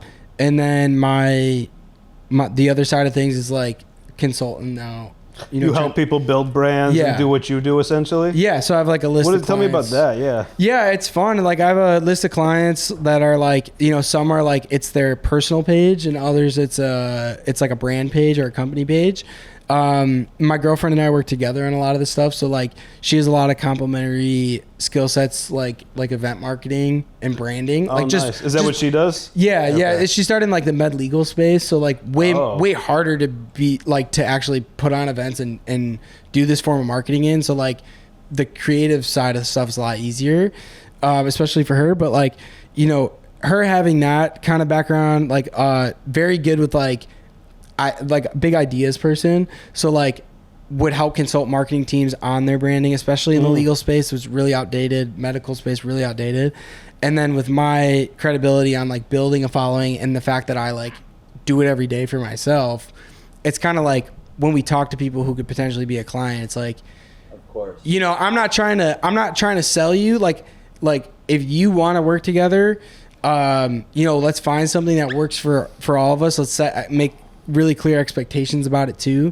Like there's some clients where it's super high touch, where I'm doing, you know, her and I are doing everything from like conceptualization and strategy to like the actual posting. Yeah. And then there's other people where it's like just helping someone on their marketing team with an idea or two, and like checking in with them on a regular basis and like keeping them up to date with things I see as a creator. Yeah. You know, which is it's a lot, you know, that's a lot easier to manage because it's, you know, it's less involved on a day-to-day. But it's so interesting that you like built a social media brand, and then you obviously get branding deals from that. Yeah. And you're like, hey, I built this brand. Let me also help. Like we were just talking about that guy. Who was that guy you pulled up? The which one? Sales guy? The Andy Elliott guy? Yeah. Well, that's how they work. Not in the same, like, obviously you're for real. Yeah, but those guys are like, let me just make as much noise as I can online and sell a course to teach people how to do this bullshit.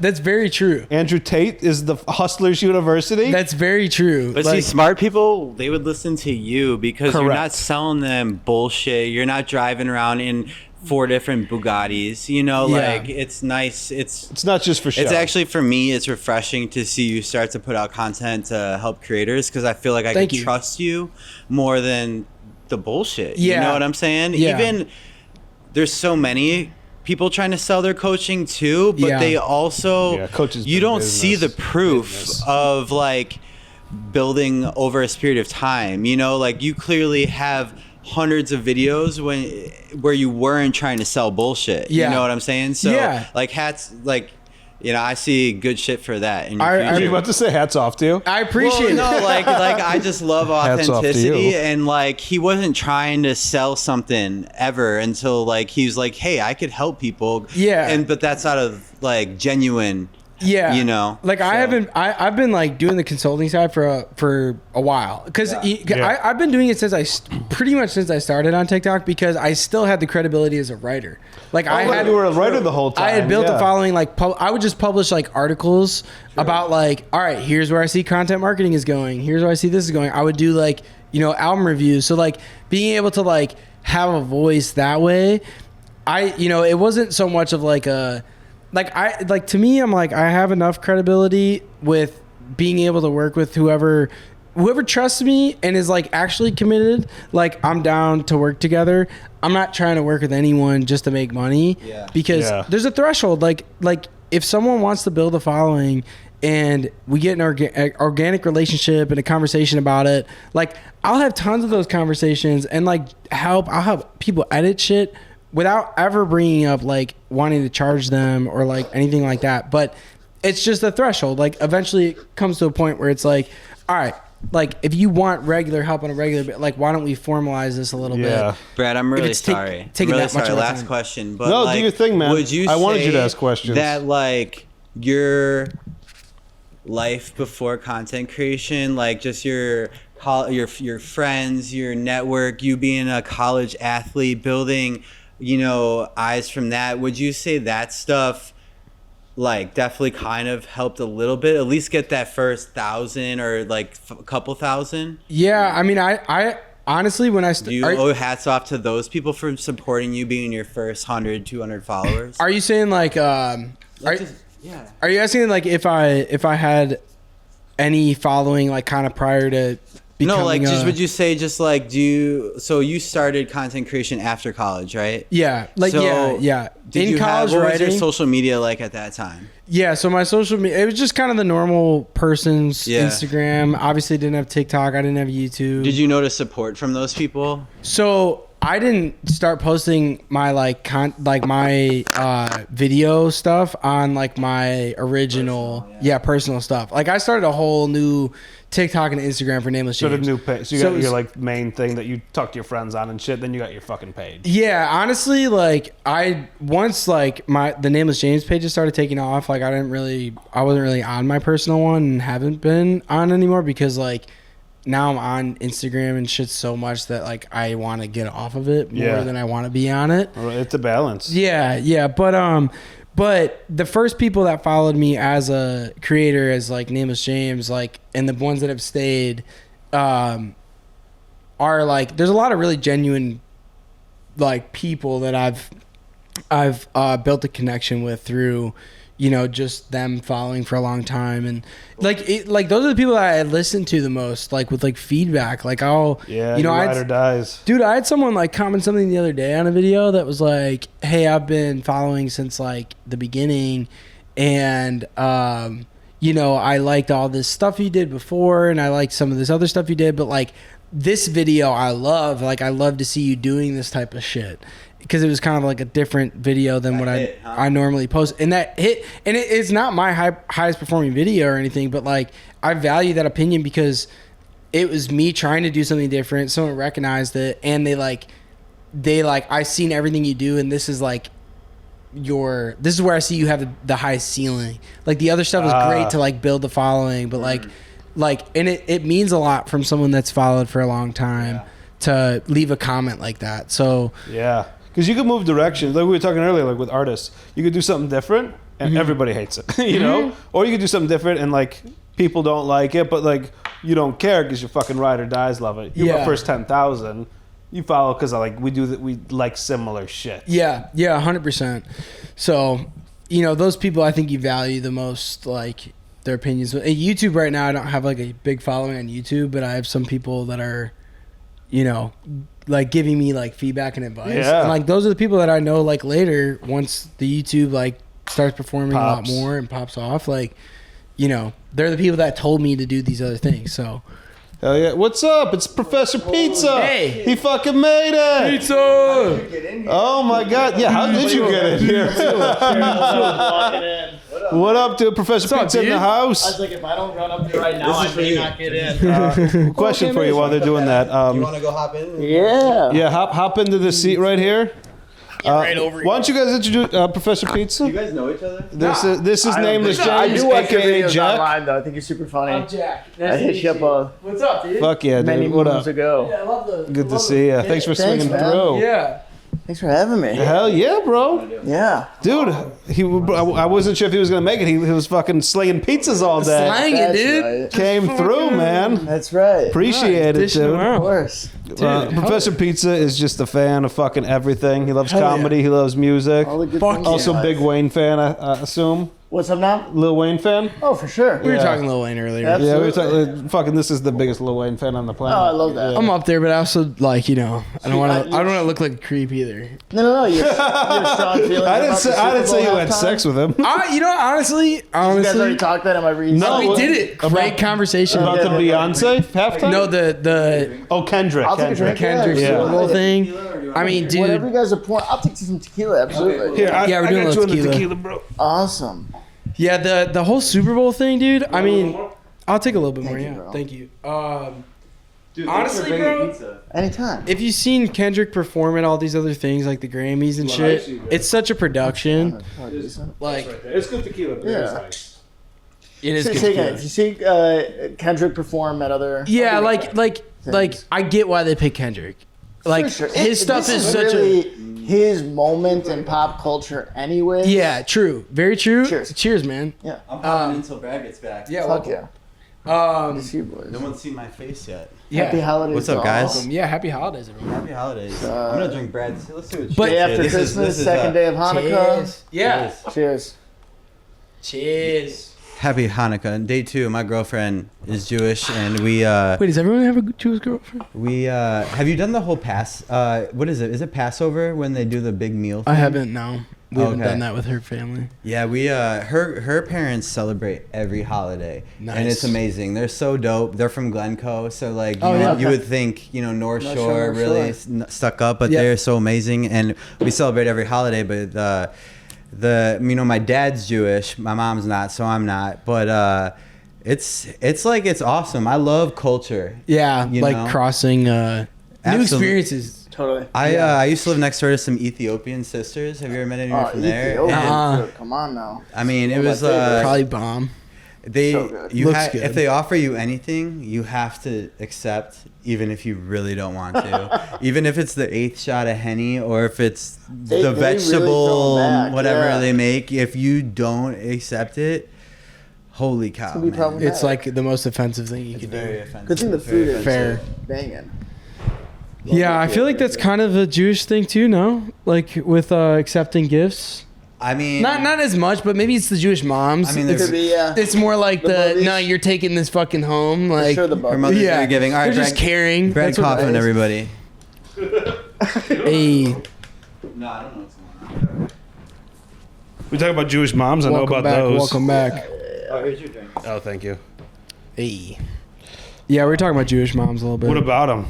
Talking about your future in-laws or some shit? No, but I mean, we could get on that subject if you want. No, more like just the caring nature. He was talking Oh. about Ethiopian neighbors being like, you have to Yeah. accept this gift, and I feel like that's kind of Oh yeah. similar in vibes, Jewish similar culture. Well, you know, a lot of Ethiopians are Jews. Really? Ethiopian Jews are the only people outside of Jews that have Jewish blood that can be traced back to like Israel and shit. Huh. So like Ethiopian Jews are super.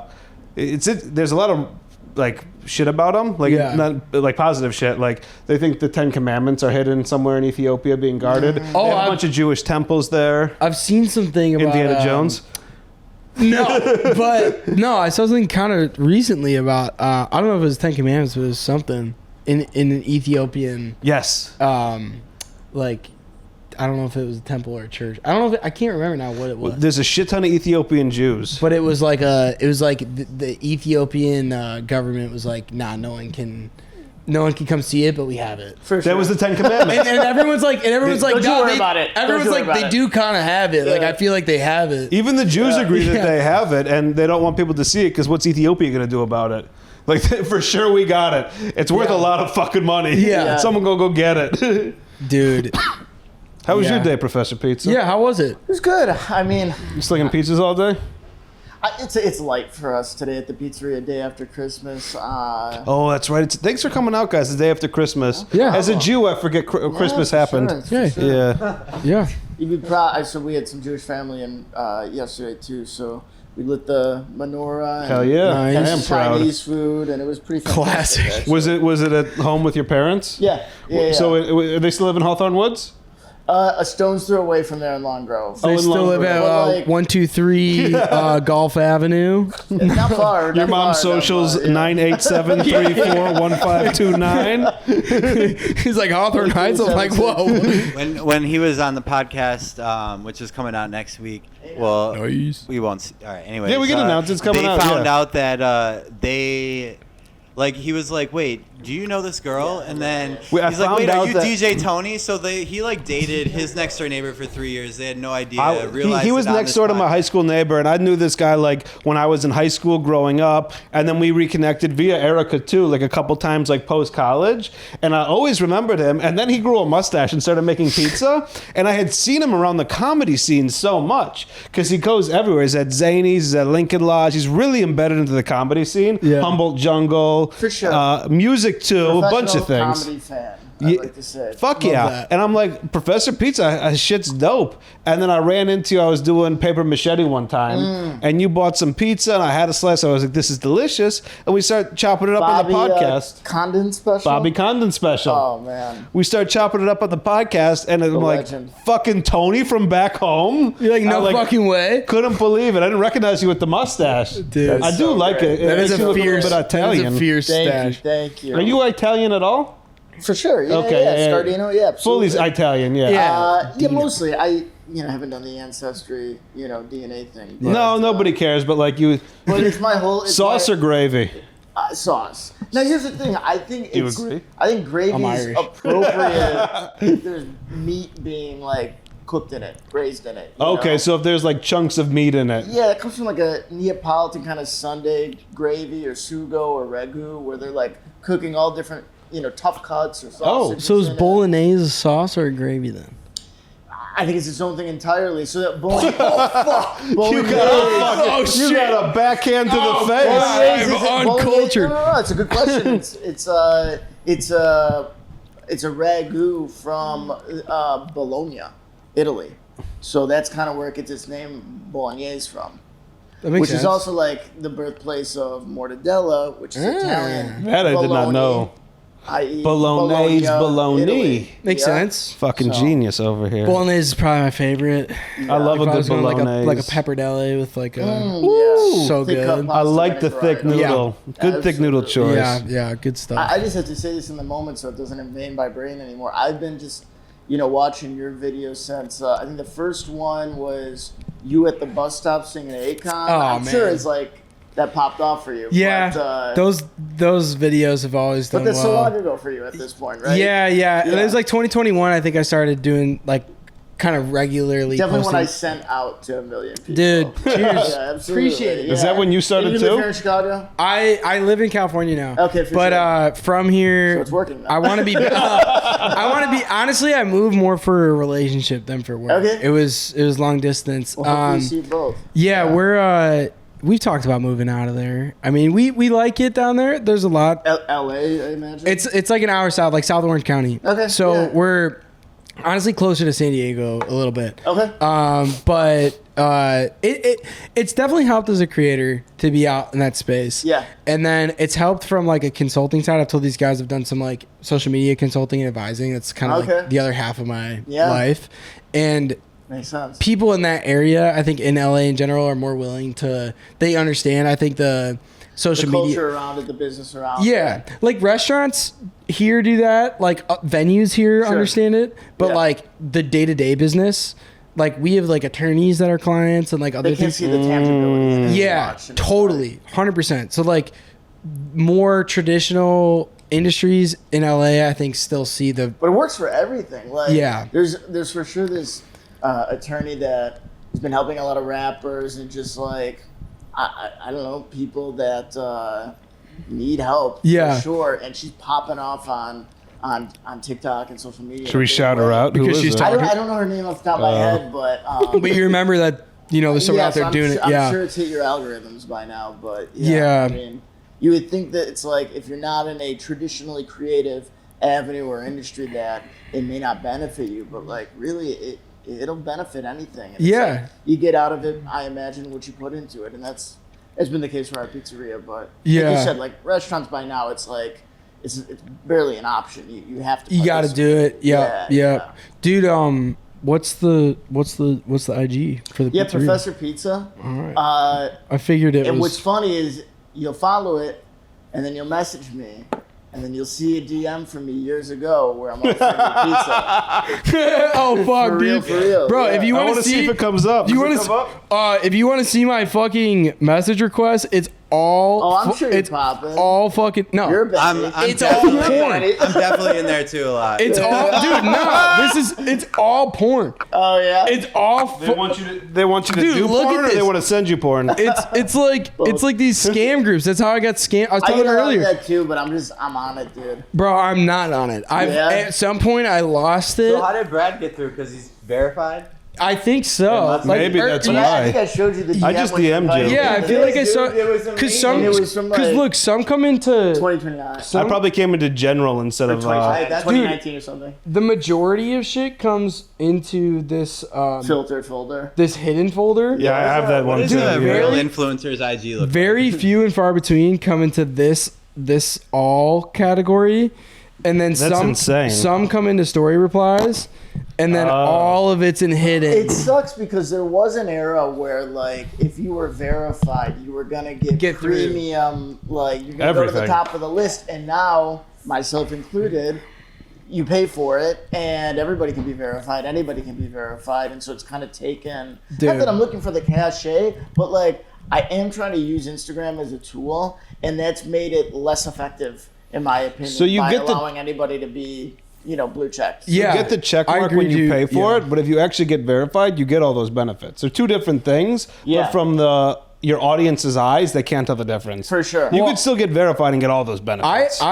I paid for my verification because I couldn't get approved. Like I had press and all this shit, and I didn't get approved. No, and I even found someone at Meta that's like now my creator rep. Like she's great. She helps with issues when I have problems. Yep. But like she would even. I would ask her. I was like, hey, like I have people like pretending to be me and posting my shit and like making money. Can I please like get verified? And she would try to help, and like she couldn't get through. Do you need more like publications with citable like that's what they said, but like I still had like decent amount of shit where it was like I did the MLB. I was part of like a 2022 creator class, so I was like all like there's a lot of articles where I was in like that's enough press. That should be enough. MLB itself. So they do actually say being mentioned in an article, they don't care. The whole article's got to be about you. Yeah, that's just what's annoying. Like, hey Jack, do you do SEO for yourself? Not a lot of SEO. I've tried with YouTube more to like focus more on like whatever I'm titling something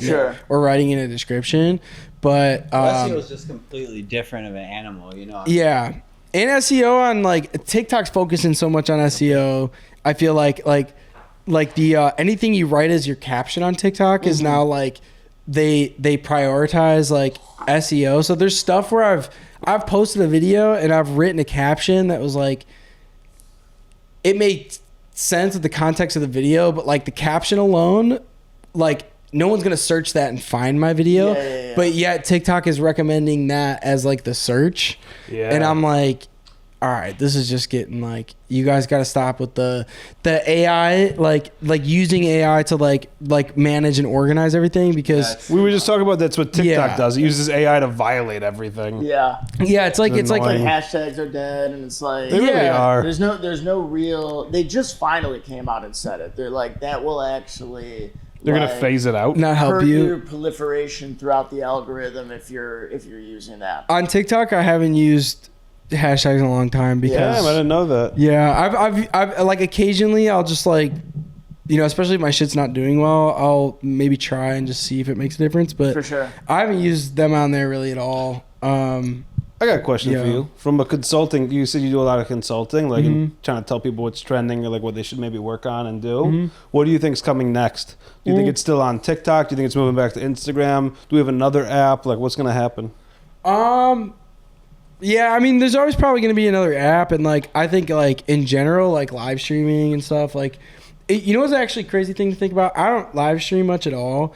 Just started getting. But if you think about fucking Kai Cenat, like, I know. Dude has. I don't think about him either. Does it really matter? I've actually become a fan recently. Oh, dude, you do think about him, dude. It's crazy to me that he's the most followed streamer, and he doesn't even have 1 million followers. So like, if you think about that.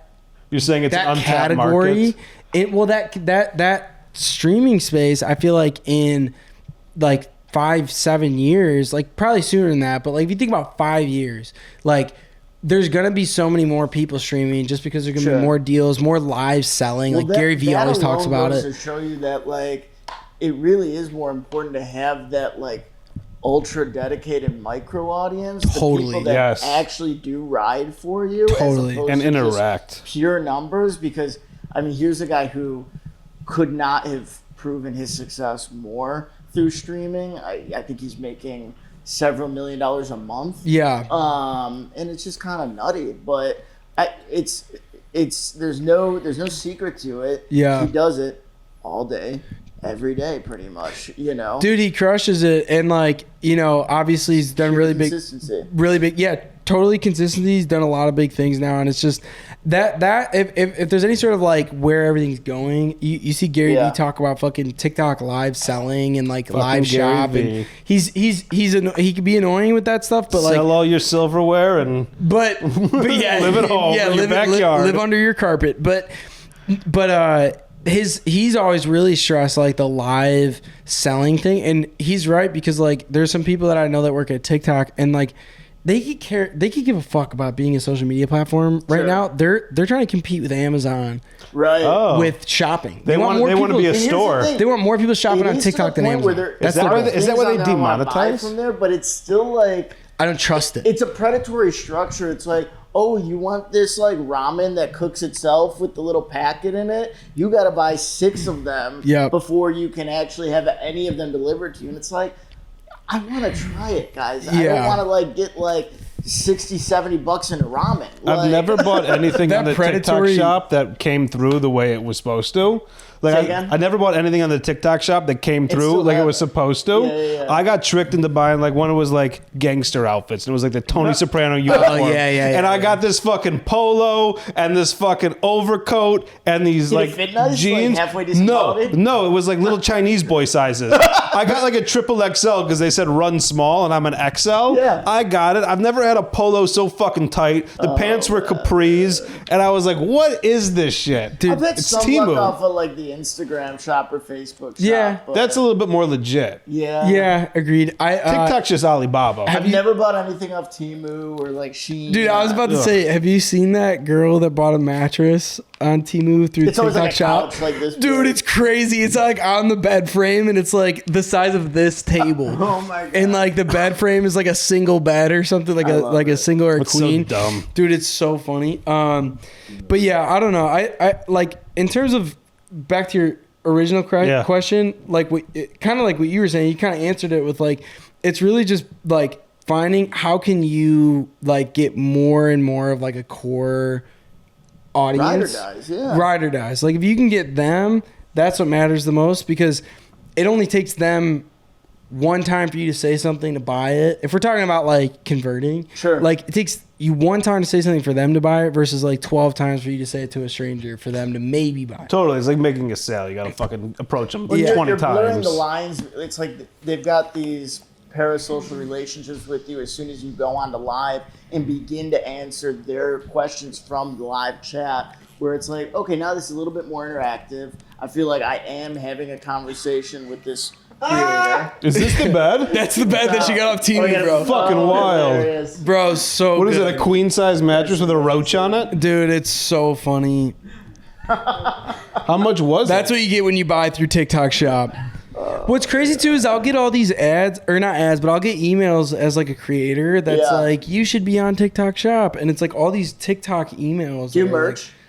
I do have some merch. I have some shirts that I made with my guy Nate from Blueberry Hill. Shout out Nate and Blueberry Hill. Honestly, fucking his brand Blueberry Hill. I wear his shit constantly. Okay. And this is my. What's it called? Do you know what blanks he uses? I don't honestly. I can. He's definitely a little more meticulous though, because when I wanted to do some shirts, which we did, I want to do some new stuff. I want to do hats and stuff, but he was like, I was like, Nate, you gotta run with it because you know what the fuck you're talking about. What's it called? Blueberry Hill. Blueberry Hill. His shit is awesome. That's tough. But if you go to his Instagram, Blueberry Hill. There's a lot of Blueberry Hill breakfast places, but if you go to Instagram, I probably have tagged them in some of my videos too. Crazy to bring my rig up here? No, it wouldn't be crazy at all. Go for it. Right, that's the one. You're on camera, by the way. So this is not showing all of his collection either. Like, there's a lot of other. I really like that. Dude, yeah, his shit's just comfy. So you're at the top. Oh, you don't? Okay. Just if he's just gonna go get something from his car, Nick. If you want to let him back in. But I gotta do more. Dedicated like merch. The thing about merch is like I don't want to fucking sell some stuff that I'm not like. I love the stuff that I made with him, but like I don't want to sell things that don't make sense for me. I should do some more hats and stuff because I'm always wearing hats and I like that angle. It's like starting a business. You want less SKUs. Yeah. Sell 3 things you really can deliver on. Yeah. And then later expand maybe, but you don't even have to. Yeah. Like, did the Bears just score? Yeah. Can you put the game up here real quick? Yeah, no way.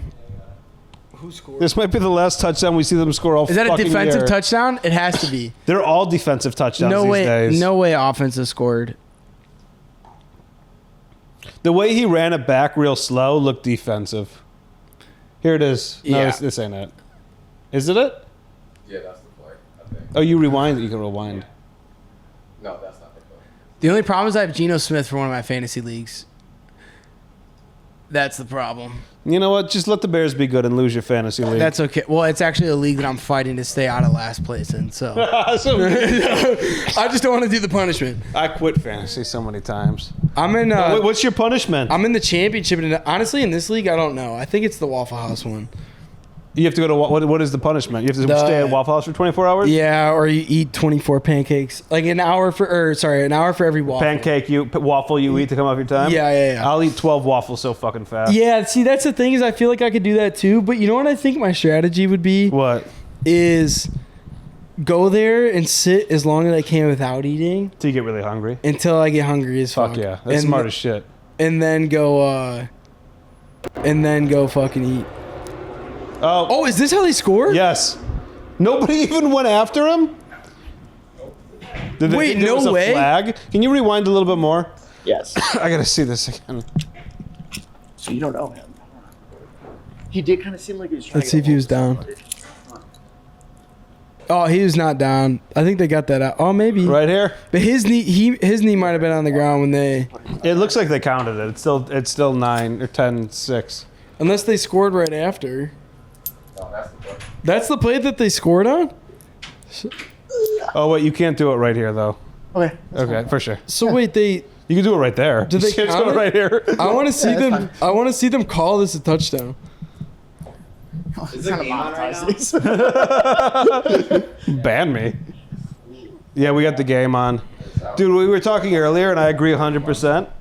One, Bears defense, 85 defense, and several other Bears defenses could be the best of all time.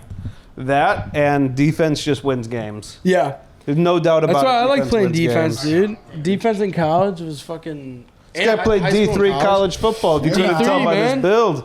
Look at me go. So I had a question for you before this goes full sports, and I have to go into another space in my brain. Go for it. Like in the creator space, are you guys... Is it like comics nowadays where it's like everybody's friends, everybody knows everybody, like... Yeah, I mean, I would say... Obviously competition, but some camaraderie, like... There's like a lot of certain people you meet that... There's certain people you meet you become, friendlier with. Yeah, you click with a lot more. You talk with them about like, hey, are you seeing like a drop in like brand deal opportunities, or like, hey, I'm working with this company, I saw you work with them, and there's certain creators you might like collab with, like become friends with and collab with. I think 2020 and 2021 is where a lot of those relationships were formed. Yeah. Because it was like early days. TikTok was so new to everyone still that it was like, what are we doing? I would say it's not as much like I love how comedians have it in a way, but you guys also earn that because you're in the trenches together. For sure. And it's way harder than what the fuck. Did you ever do stand-up or anything like that? I haven't done it. I mean, I don't know if I would do it. I haven't the worst. The thing is, did you never not do no stand up? Here's what it is with stand up. Like, I respect the fuck out of people who do it and they love it, and I don't want to be like half-assing it when I know there's people. Well, you found your lane and you do so well in it. Yeah, that's a respectable way to approach it because there are a lot of in the way people. Not that you would be one by any means, but there are a lot of people who are like, I'm just here to have friends, and you're like, you're taking a spot away from the rest of us. I'm not do it for a fucking living. I'm not trying to. But I think you have a big enough audience on one side to not be those people. You know what I mean? Yeah. It's not like you're. I'm not calling any names, but you're not a UFC fighter moving into comedy. You're doing online comedy, moving into comedy. Yeah, and the stuff I make online is like it's relatable and like funny, and I feel like I could talk about relatable experiences, but like the presence and the control that comedians have. Like I admire comedians, like I admire fucking artists. Like it's so sick. It's a craft. It is one of the same. It's like it's so sick to see someone up there fucking killing it, singing or playing guitar or on like with their set. Yeah. And stand up, and like I just admire that a lot, and like I don't know. I feel like maybe I could do it, but I don't feel like so drawn to it. If you're not drawn to it, it's a very time consuming. So if you're not drawn to it, you're going to do it once or twice and not do it. Unless you fall in love with it, which is a Unless possibility. he writes a really good 30 minutes or whatever and then just does it whenever the hell he wants to. Well, writing he's 30 Nameless minutes James, takes two years. And it takes time to, Well, how many comics do we know that wrote 30 minutes and they've been rocking those 30 minutes for fucking 10 years? By the way, you're so right, dude. 95% of the comics, Sony, just fucking rock the same shit. And like, don't even try to write new shit. We know those people in the Chicago scene too, dude. You get one in with something, and you could do one show a week there for the rest of your life, and now you're just doing the same 30, dude. Or the same 5. Yep. All right, I got some rapid fire questions for you that we do. Question. Yeah, go for it. I don't know if it's going to be in there, and you end the podcast. But have you ever interacted with Lil Wayne?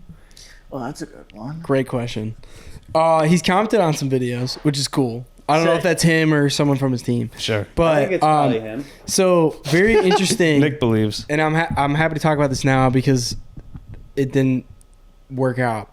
So, I actually got an email like last year, 2023, in like April, from someone at Young Money that was like, "Hey, we've seen like it was after a Wheezy Wednesday video that I think it might have been like, it was like kind of right after that series started where I was just like doing that, and it's because I was posting some videos that I was just like, how is he not the GOAT? Like just trying to be funny but also argumentative with people, and he commented on one of those, and I got an email soon after that was like, we want to talk about, and it was their email. Official header. It was official, and they were like, we want to talk about you doing a collaboration, maybe something where he is in the video. And I was like, oh, holy fuck. You just start crying. Dude, so I get on the phone. My eyes would well up. Bro, I was tweaking. Yeah. And fucking, I end up having conversations with this person like over a couple weeks. I got on the phone with Karen Civil, who's like Lil Wayne's like OG. I don't know if she's publicist or agent or manager, probably all of it. She's like she's a beast. There's a picture with her and fucking Cole from Lyrical Lemonade from a Bears game like a couple weeks ago. Okay. Like Karen's been around. If you watch the original Carter documentary, she's like in that. Holy like shit. She's legit. So I'm on the phone with her, and I'll never forget this shit. I'm in fucking Winston-Salem, North Carolina for my brother's college graduation, and I get on the phone. and the person who I've been emailing with, she like connected me with Karen, and I'm nervous as fuck.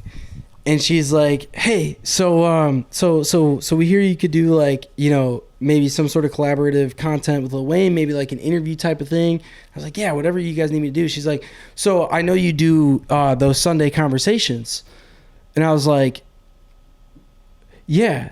She's like, "Oh no!" But no, I wasn't lying. But I had no idea what she was talking about yet. I hadn't like it hadn't clicked, and I'm like, she's like, "Okay, great. So like we want him to be a guest on your show," and I kind of like had a process, and I was like, "Oh, she's thinking about Caleb Presley." Yes. Oh, like long hair, fucking mustache. Yeah. Oh, like she's not Caleb Presley, dude. She literally was thinking about Caleb, dude. Oh my God. And so I'm sitting there like, I literally went on mute. Is Glenny Balls there too? I went on mute and I was like, "Oh, fuck this!" I'm like, this fucking. They thought I was Caleb Presley this whole time. They don't want anything to do with me. This is bullshit. Like, I want to. Way cooler though. Like, I'm like afraid. I'm like, well, not afraid, but I'm just like sitting there, like almost like embarrassed in that moment because I'm like, this Not is your like, fault. but that sucks. she goes.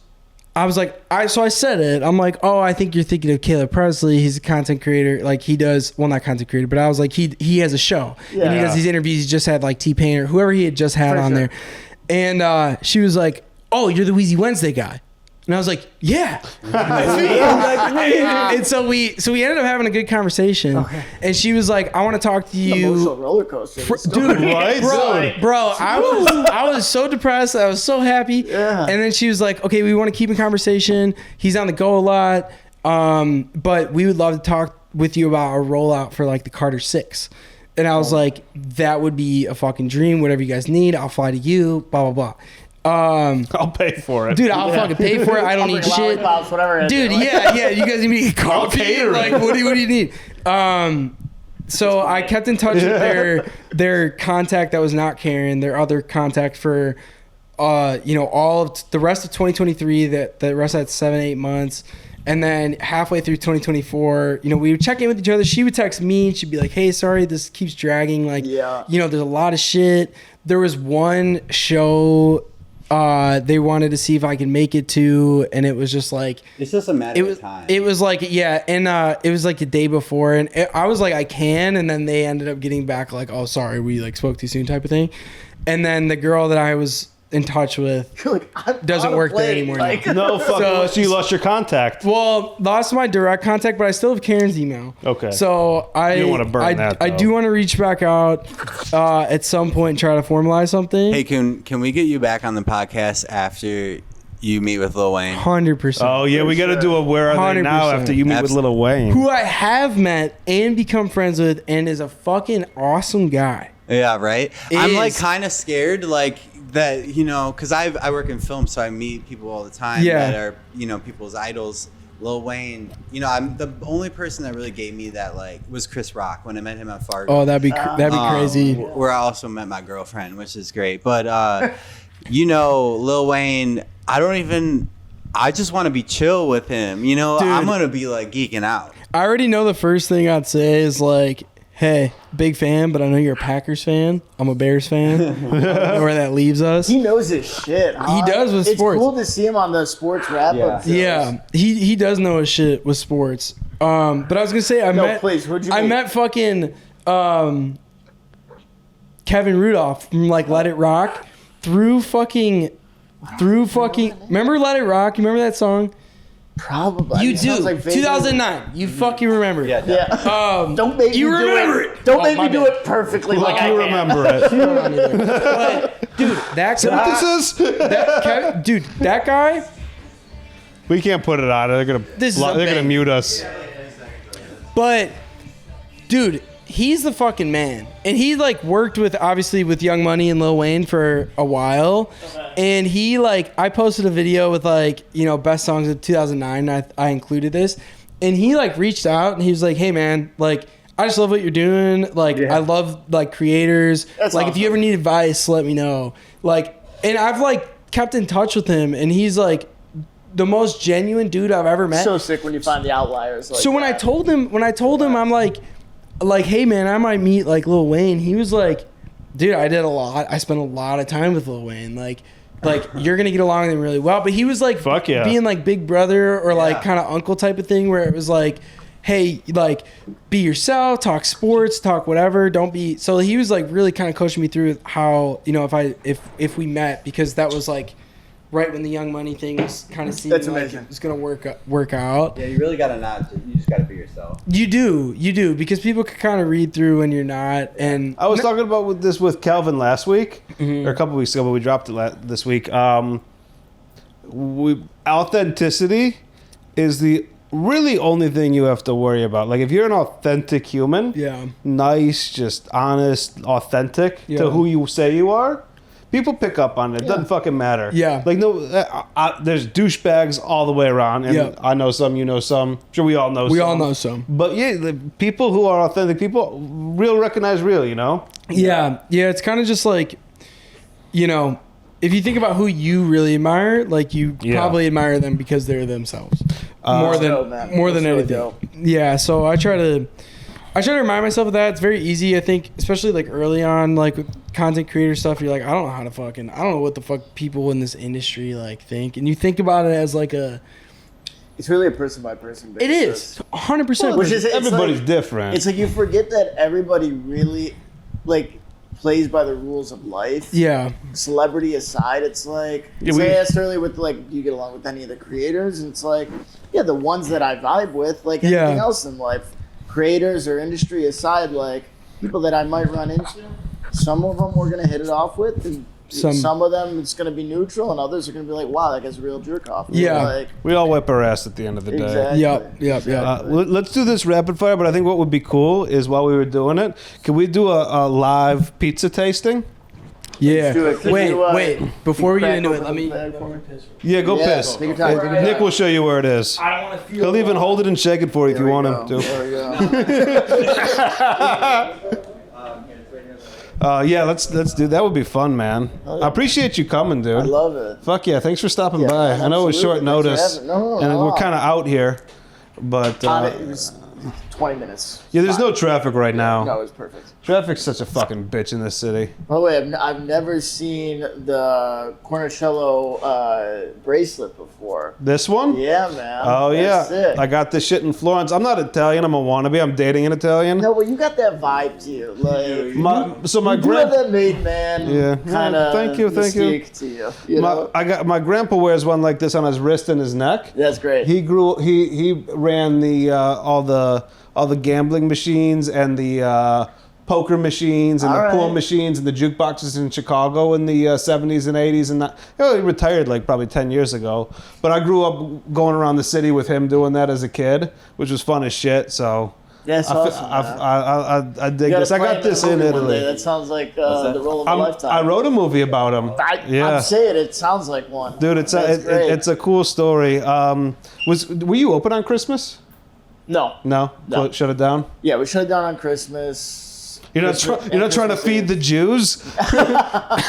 Dude, my girlfriend's dad went all out for Christmas. It was Chinese pretty cool. has that on lock. Chinese has it on lock. Dude, he ordered, do you know what Goldbelly is? Yeah, of course. Yeah, so he did Goldbelly. He Goldbellied in lobsters from Maine. Oh, come like 4-pounders. He Goldbellied in lasagna from this place in New York he likes. And he Goldbellied in buffalo wings from the original home of Buffalo Wings in Buffalo, New York. Insanity.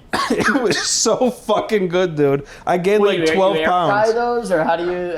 So Goldbelly comes with specific instructions on exactly how to reheat it. Everything's pre-cooked and pre-made. For sure. But I tried to get on it. They're like, thanks but no thanks. We got a lot. Really? Yeah. Here's the thing. I'm shocked. Respect to Goldbelly.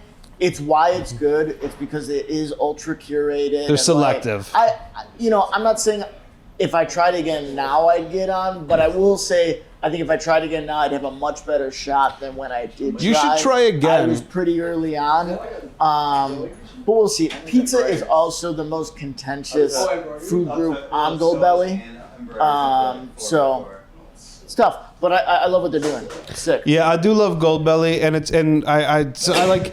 Speaking of like how they're being selective, I typed in po' boy, and I got 2 places in New Orleans.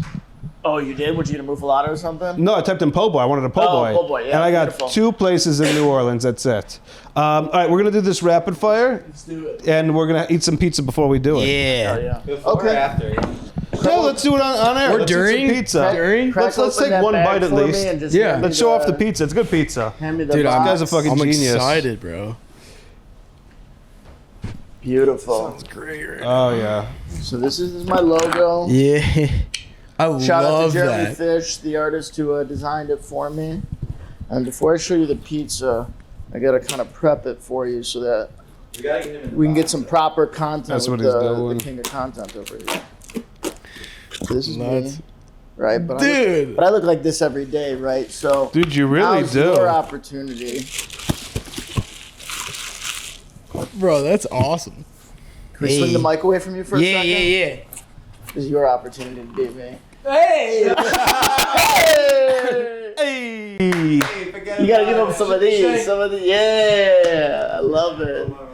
I think you were rocking a chain. You can throw the chain in front of the box. There you go.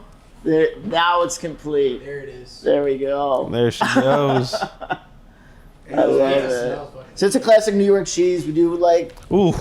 5 styles at one spot, 5 at another, 7 between the two. Is that not just completely him every day? Yeah, so I on just brand? didn't have plates, but here, you can both like take one of That's those. sick.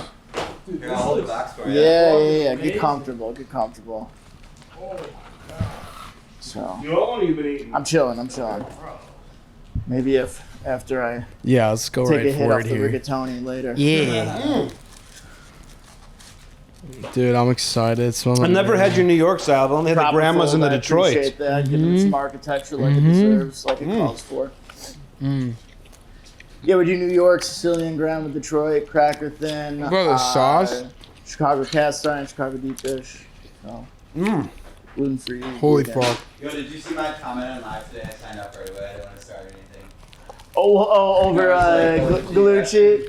Listen, I appreciate the loyalty, but as I said on live, and I'll say it again right now, Gianni Galucci is a dear friend of mine. He helped me. I didn't know that. I signed up. I got scared. That's right. He gave me in many ways, I don't want to say my start, but like when I needed help, he propped me up. When I didn't have a mixer to mix my dough out of, when I was still in that pop-up stage, he opened up his pizzeria to me, let me use his mixer, let me use his walk-in. He never had to do any of that.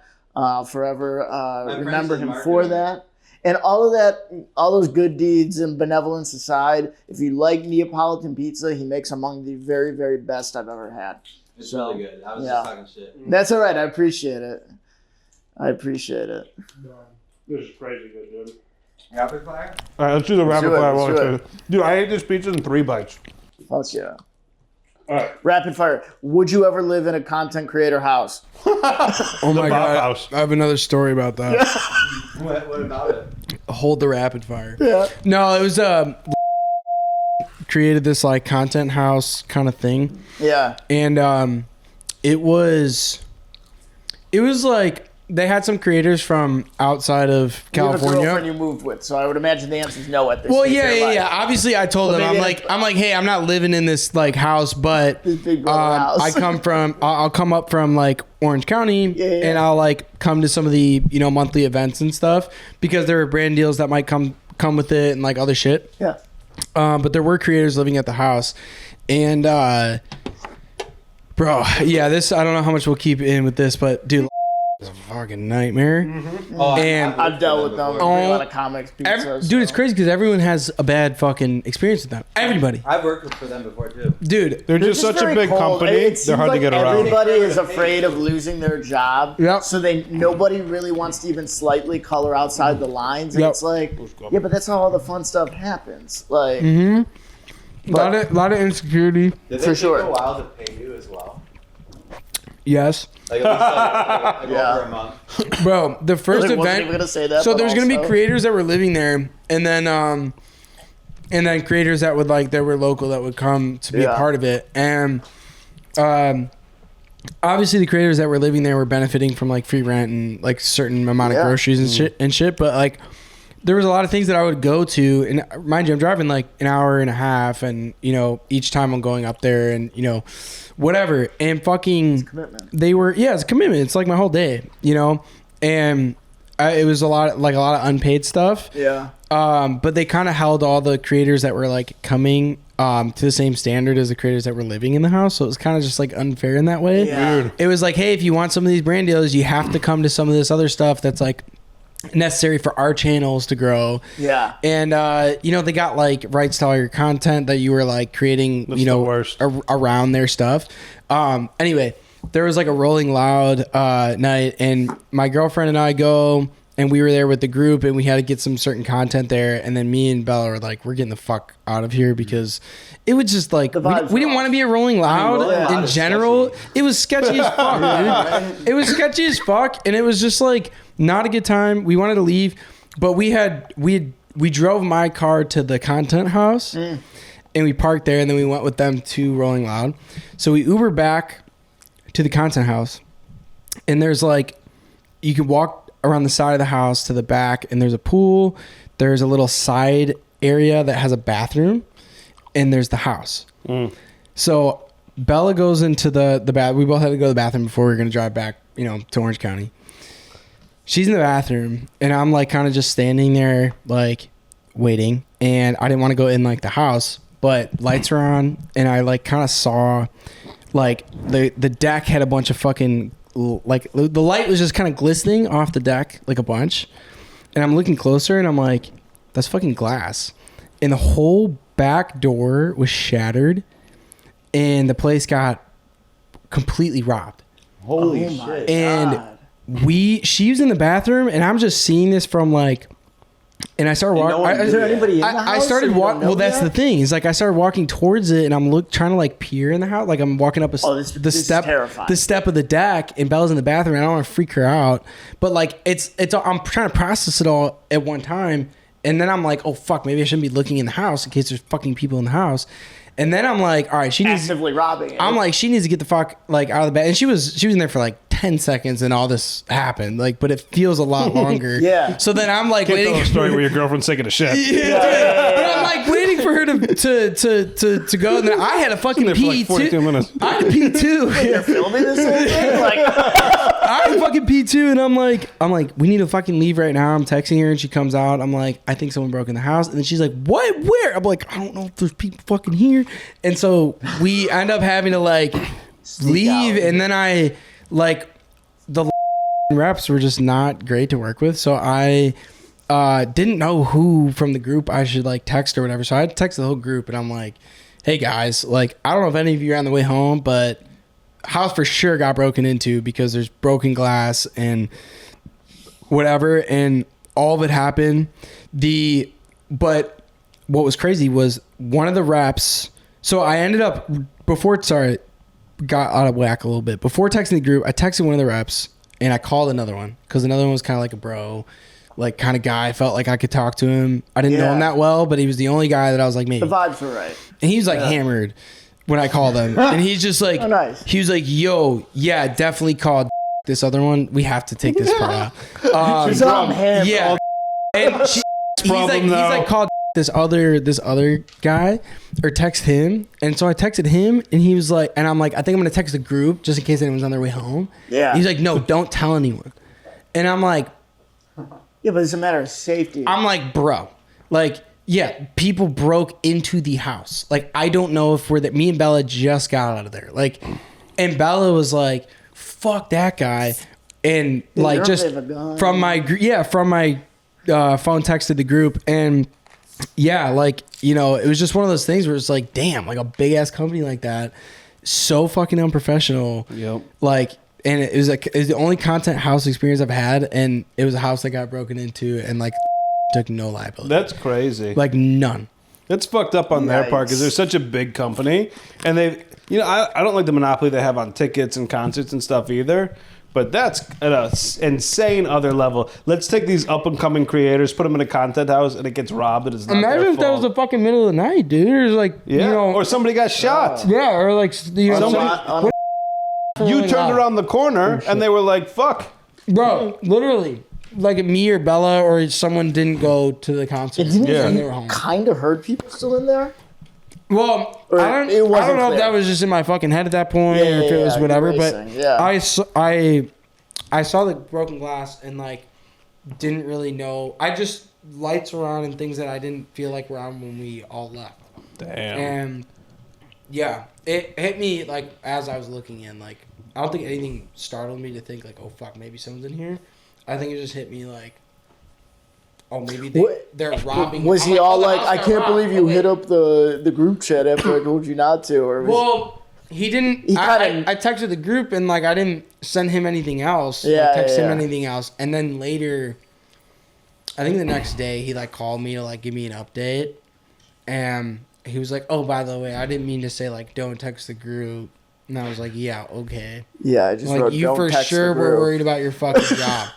But, like, it's crazy because I don't think they got, like, cameras at the house after that. I think they got the fucking window fixed. Yeah. And that was it. Well, you know what? You're dealing with a bunch of 18-year-olds who just want to make content. It was in, like, Sherman Oaks. It was in, like, a nice area. Yeah. Did stuff get robbed from the house? I think so. Yeah. I think a couple creators lost, like, you know, laptops. The shit that would get stolen. My ring light. Yeah. But did they take the Bears' touchdown away from them? Yeah. The fuck? Will you put the game back up in here while we do the rapid fire? All right, sorry. That was the long. No, I love this story. Don't apologize. That was intense. That's a dope question, dope answer. It was a shit experience with them. It was terrible. And like, I'm done interjecting. No, you can interject, dude. This can go. I'm just following the trajectory. Anything else that happens that's fun, I'm here for it. I love it.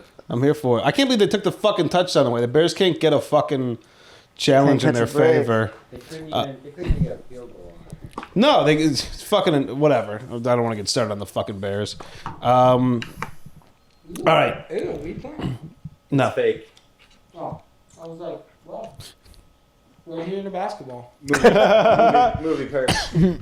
L.A. or Chicago? Chicago. Why? I live here, but other people don't. I'm just explaining. LA's not a city, dude. Thank you. LA is like a bunch of neighborhoods. I guess Chicago has neighborhoods, but you never feel like you're in a city when you're in LA. Okay, but say one positive thing about LA, because I will. Nice weather. Okay, that's... What's yours? Dude, I think it's... And nobody gives it credit for this, but I do think it's one of the best food cities in the country. And I think it's quite obvious that they're going to have the highbrow stuff. But in terms of like ethnic melting pot food, availability, cheap food, obviously food trucks... You know, definitely have more credibility to Korean speak barbecue, on that. so on and so forth. Like, I love the Korean barbecue. This is available in droves in LA. Okay, if we want to go positives of LA, I could give a list. Yeah. I think the food is great. No one brings that up, so I'm just I think the food in Chicago is better in this way. If you were to go into a random place here or a random place in LA, the random meal here is going to be better than the random meal in LA.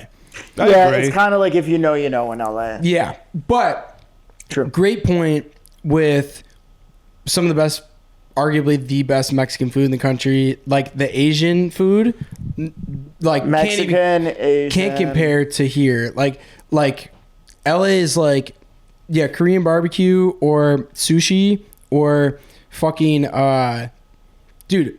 Even just like the options for Hawaiian food, we don't have Hawaiian food here. They have Hawaiian fucking barbecue places everywhere, and they're bomb. We're starting to get some, and there's one really good one. Shout out to great to hear. Aloha.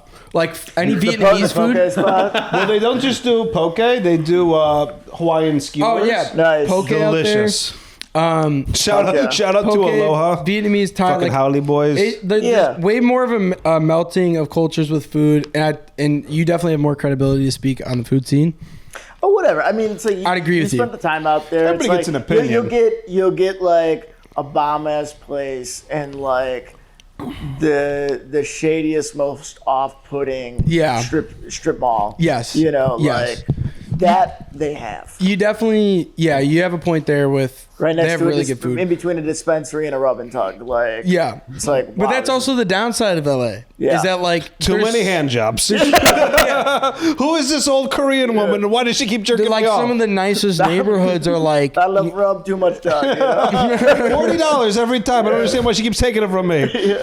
Some of the downside I think in that is like with LA is like some of the nicest parts of the city are also just, you know, you don't want to hang out there. Like you don't feel safe.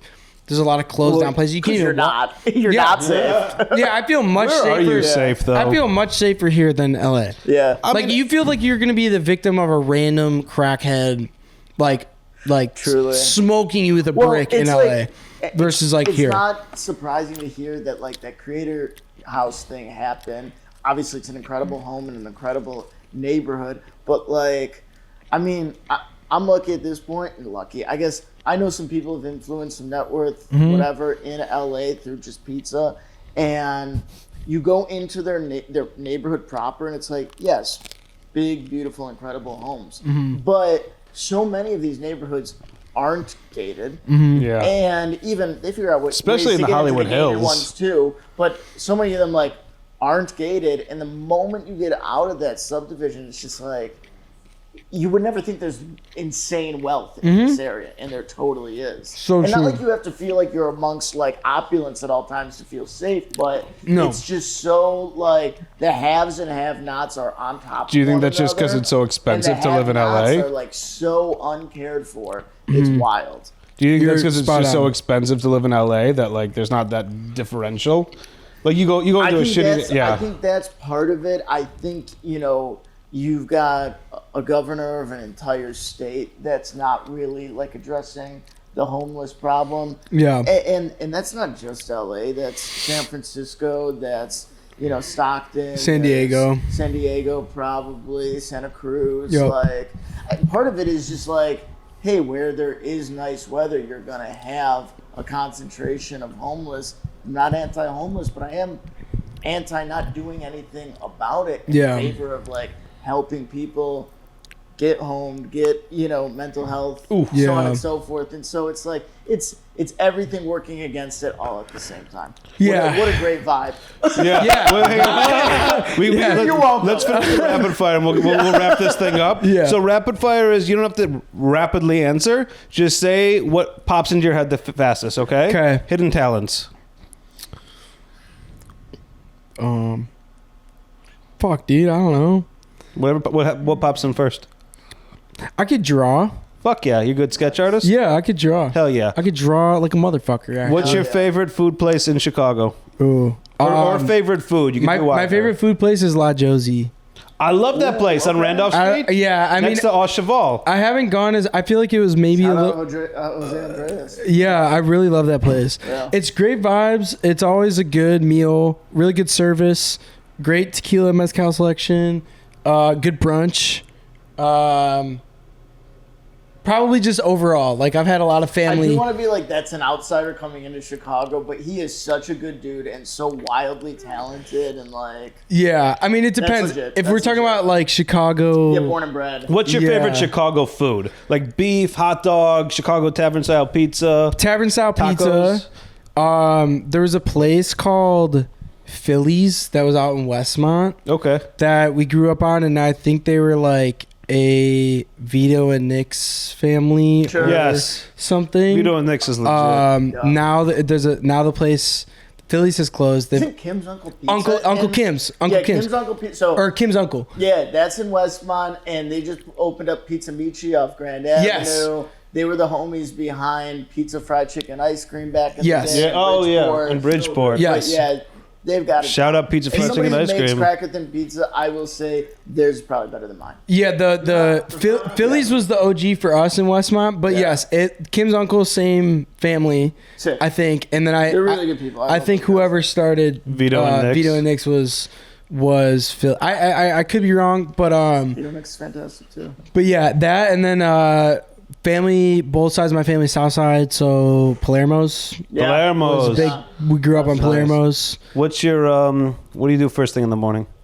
First thing in the morning, usually coffee. Mm-hmm. Like literally pretty much straight to the espresso machine. Nice. You double espresso guy, you cappuccino guy, latte double espresso guy. Fuck yeah, me too. Just double black. Espresso, black. That's how I do it. I've always wanted to be a coffee person. I've got this weak, weird gut that's like, I'm queasy now. You know, my gut's we all shit our brains out, but that's what you do it at home. My gut is not probably, yeah, I probably shouldn't have as much in whatever I do, but I love coffee. So usually it's like I'm there within a couple minutes of being away. What's your favorite coffee brand? What do you go for? There's a place by me that I would go to a lot called Bear Coast. So I don't know where they get the coffee. When you buy beans. Yeah, that's where I buy it. It's like it's called Bear Coast Coffee. Shout out Bear Coast. You get the good shit. There's a place in Hinsdale, Cafe La Fortuna. I love their family. Their coffee's really good. I like it better for like a pot of coffee though, or like than a espresso. Never like the pods. But no, I meant like pot. Like a whole, like I make like a whole pod. Yeah, I get it.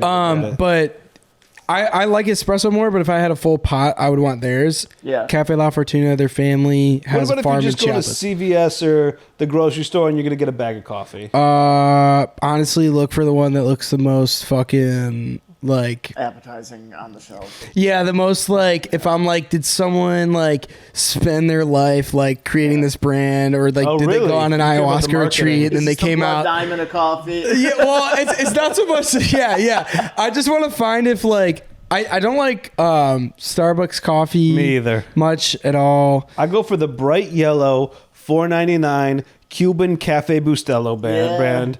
It doesn't change. You put 4 scoops of that in your coffee, you'll be shitting your brains out and you'll never need cocaine again. Okay. It's like, it's that shit. Bongos like Ricky Ricardo. Okay. 100%. You are ready to go. Living La Vida Loca. Ready to hit your wife. Jesus Christ. What did you say? You're going to get a job? I think my perception is probably skewed because I go to a coffee place like very close to me. Well, that's cool that you got a place you could support. Yeah. If you could have any superpower, what would it be? Guess it depends on what constitutes a superpower. But if we're going original superpowers, like the OG, like invisibility or flying or reading minds, maybe like reading minds. Reading minds is dope. You're more of an intellect. If you could, what motivates you to keep going forward in your career right now? Shit. Honestly, like family, my girlfriend. Like I just want to make my parents proud, my siblings proud. My you just want to make people proud. Yeah, that's amazing. Yeah, dude. I mean, I feel like and help people out, like other creators and stuff. I got you from the Akon video, so you're doing it. Yeah, that's it. Oh shit! Shout out Akon. But yeah, just like I genuinely have fun. So like, it's not much of like a what's keeping me going as it is like I just want to keep doing that and keep making the family proud. Have you ever had a video that you were really proud of that flopped and you were just kind of like, why? Hell yeah, dude. What? Do you have like one that sticks out in your mind? You're like, why did this flop? I was so excited. Put that on. I have one that I did a few times that I literally at one point where I was like, I'm going to keep posting this. And now it's done okay a couple of the times. Yeah. But the first time I posted it on TikTok and Instagram, it fucking flopped. Just go to my page. I reposted it kind of recently. The first time I posted, I was so pissed. It's the one with the bug eyes. This is like my favorite type of comedy. It's so dumb. Yeah, I remember this one. But it's like, you got to hear this for the context. You can turn the sound on. It's his video. That was literally it. It's just dumb, but No, it's amazing. it's just like stupid shit. I think is like. And if we're talking about one that I really loved, like I don't watch a lot of my videos and laugh at them. So funny. The entire time we were telling the Little Wayne story, I was like, just don't make Play-Doh snakes in front of him. But this video, dude, the first time I posted it, it got no love on TikTok or Instagram. I was so sad. Crazy. I was like, damn. So you had to repost it a bunch for you to feel the validation you wanted out of it. It was one of those where I'm like usually if something flops, I'm like, I don't really want to do that again. Maybe I try it another way, but I'm usually like not. That was one where I was like, fuck that. I love this video and I'm going to keep reposting it. Like, yeah. Delete the original one? No, I just leave it. And then I there's been like a few videos I've deleted where it's like, something's like, over a day got like 400 views on TikTok. I'm like, okay. You just got shadow banned for some weird reason. Something's fucked up here. When I get like 12 views. But but my family saw it.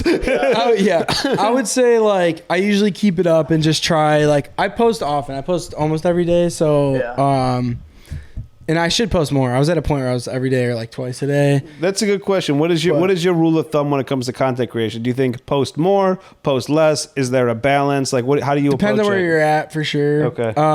But you see pages all the time where people post every 3 days and they crush every fucking video. And it's because like, but you also find yourself like loving every video they do. Yeah. So like, I don't know if you guys, you know Devin Palmer. Sounds super familiar. Dude, you've for sure seen his shit on Twitter or something. This guy, bro, he's been, doing this since Vine or probably before. And his stuff is it's so well written and dry. But he doesn't post often at all. But like he has grown and kept the following from Vine to now and still is just revered so because you can post like J. Cole drops an album and still fucking crush it. Yeah. And Casey Neistat, he just posts like once every fucking month. Yeah. And everyone loves it. It's just like that. Like so it depends on where you're at. Like if you're trying to figure it out, still you need to post, I think, every day if you can. Yeah. And like even someone like myself, I'm not Bella always gets on me because I'm not active on my stories. I'm not like because I'm like someone that will put my phone down and lose it for the night. Like right. I don't want to get notifications or be on it. And yeah, it's just like there's times where I'm like, fuck, I need to be on it because that's part of my job. But so that leads me to another question. How do you unwind? Just like not being on my phone. Yeah. So just separating yourself from the phone is relaxing to you? Yes. So I've gone since I've moved, picked up surfing, love surfing, go like every day, trying to get as good as I can at it. Have found friends doing that. Where do you go surfing? Like pretty close to me in Dana Point or like San Clemente. Oh, you live in Dana Point? Yeah. You ever been to Truly, the pizzeria? Yeah. That's my buddy's pizzeria. Really? Yeah. All right. I have a slight beef with Truly. Tell me. No beef, but I've never been. The first time I went, no hate on your buddy. Yeah. Because they're loved. Yeah. And there's other pizza places there. Not saying I don't like Truly's as much. He's a better pizza maker than me. But whatever the beef. Here's the deal. No. I was misled. Okay. We went there right when it opened. Shout out Chris Decker and John Arena. Chris, I'm sorry. I don't mean to be hating. This is constructive criticism. Yeah. It's like a Yelp review in real life. He's the guy who will take it, Dude, it was just it was the only thing. And I'm like stubborn stubborn. But it was they had a thin thin pizza section. Yeah. And when it came, it was just not a thin pizza, at all. Like one of his. And it wasn't a mistake. It wasn't a mistake. It was just that's how their thin is. And I was just like, you felt misled. I felt misled, and I was just upset, and it didn't taste bad at all. Yeah. My family just visited. We were there. Great pizza. They're like, this is our thin. Yeah, it was. Yes, they like stood behind it. Yes, it's still their thin. It's still their thin. Okay. It was just like a. Again, I was expecting Chicago thin, which maybe was a mistake, but I was expecting. We do have regional interpretations of what we think thin and thick are. That's probably what Chicago thin can either be cracker or it could almost be hand tossed.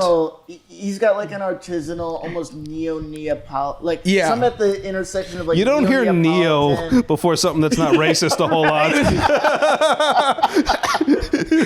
Bro, who said it was? I joined the neo-Neapolitans in prison. They kept me safe. No hate on Truly at all. Just very misled. When I first went there, Chris, he was truly confused by what came out, but he loved it. I was confused. Fair enough. Yeah. The cameras are getting hot. What was so I'm the question? 2 more questions. I asked you. I forgot what that we're going to do it real fast, just because we're running low on juice. The question was. You said, what do you do to unwind? I said, well, yeah. Yes. And we got into pizza. Surf, and then we got to Dana Point, and then we got to pizza. I love that you surf. Surfing's up. I just recently took it up in Mexico. I've been doing it the last couple of years. Fucking do it. We should go surfing in Sayulita sometime. Down. It's cheap as fuck to get there. Shout out Sayulita. More people should visit. I used to want to keep it a secret. Yep. This year it was kind of quiet. It made me sad. All my friends down there want some business. Dude, I wanted to get some. Sayulita's hype. San Pancho is like 30 minutes north of there. San Pancho's the new Sayulita. I love if San you couldn't Pancho. buy property in Sayulita and you got money, buy property in San Francisco, dude, because that's gonna be the next spot. We've gone there the past couple of years with my family. It's fucking awesome. All right, favorite Kendrick Lamar song? Yeah, just one. You can pick an album. Fuck, dude. Darker the berry, sweeter the juice for me. Damn, great song. Favorite Kendrick song of all time? Damn, dude, that's like crazy. Well, if we went album, yeah, you do. I would say Good Kid, Mad City, only because it's like it was like your first. I gotta go back to Pimp a Butterfly. Pimp a Butterfly is great, but it's also a little more like I feel like serious. And like if I had only listen to one for the rest of my life. I just love where I was in my life when I was listening. That's to fair. That that's fair. Like, that's the most. Don't kill my vibe. That's like, a lot of emotion in that shit. Well, that's Good Kid, Mad City. Oh, it is. That is. Yeah. You know. Yeah. So you're fucking confused, Tony. I would say probably that album. So probably a song from that album. Nice. Probably like. So. Yeah. Money Trees? Yeah, maybe. I don't know. You could just pick an album. So Good Kid, Mad City. I would say an album would be a lot easier for me in this scenario. Any brands you want to plug right now or anything you're working on that you want to talk about what's coming up? Fucking A. I'm gonna plug my homie Billy's brand, him and his cousin Vincent Wadthad right here. Wadthad stands for What a Day to Have a Day. Oh, cool. It's just fucking awesome. Billy would say that shit in college all the time. And just hype. He's just a hype man. He's my dog. A good vibe ambassador. Dude, so he made this hat. He's made a bunch of other hats. They have no, from DC. Cool. Dude, just like good guys. Sounds like we gotta have him out. Dude, Wadthad, get the Wadthad team out here. Yeah, Wadthad, look up right there. Wadthad. Boom. Any projects you got coming up that you want to plug? Any new partnerships or content you got coming out you want to plug? Or appearances? Follow me on YouTube. Just trying to fuck around there. Honestly, I want around on the YouTube. I want feedback on YouTube. I'm trying to figure out what to do, so I'm posting it, but I'm like really engaging with comments. So if you don't follow me on YouTube, the people want you to be gayer. To a YouTube near you. Dude, let's go. Let's fucking make something. But I would love that. Dude, yeah. But YouTube is really I'm not pushing any products or no merch, no show coming. Pushing positivity. Just stay tuned. Stuff's gonna happen. But what's your favorite gig or thing you've gotten to do so far? MLB. And is it this one? This is up there, but like talking. No, I'm just kidding. Any sort of brand deals? No, this is honestly a fucking probably my favorite like sit down conversation I've had. It's been fun talking. This to you. This has been awesome. I didn't even realize you showed up. I didn't even realize the time. This was fun. Like, oh shit! Yeah, we're cruising through time. Legit fan. Legit fan. Oh, is it? Well, either way, I feel like we've been here a long time. I don't have a drink anymore. I do. Cheers. Cheers. I got a splash. But the MLB thing was like really, really cool. It was like pretty sick. What are you doing with those guys now? So it was 2022. They had this creator class, which was like nine. It was a starting lineup like of nine content creators. But we had to make content for them every month. But also got to like go to the All-Star game, the Home Run Derby. Did you commentate? The Field of Dreams game. No, we just got to go. Field of Dreams game. So crazy. You said Southside. You're a Sox fan. I saw the Cubs Reds Field of Dreams game. Yeah. You're a Sox but yes, fan? I'm a Sox fan. I love that this is the only time in history it's been more pathetic to be a Sox fan than a Cubs fan. Yeah, literally. My whole life it's been more pathetic to be a Cubs fan. And we got to go to fucking 2 World Series games. That's awesome. It was the coolest experience I've ever gotten in my life. Fuck yeah. Like that team is amazing. The MLB team. Yeah, that was the coolest thing ever. Like fuck yeah.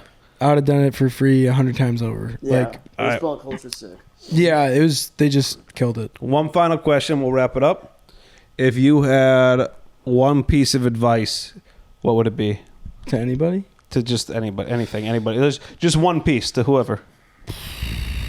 Just be yourself. Be your fucking self. Just gotta be yourself. I dig it. Jack. That's what matters most. Nameless James. Thank you. Been fucking dope. Appreciate it. Professor Pizza. Thanks for stopping by. No, Fuck yeah. It's been a fucking podcast.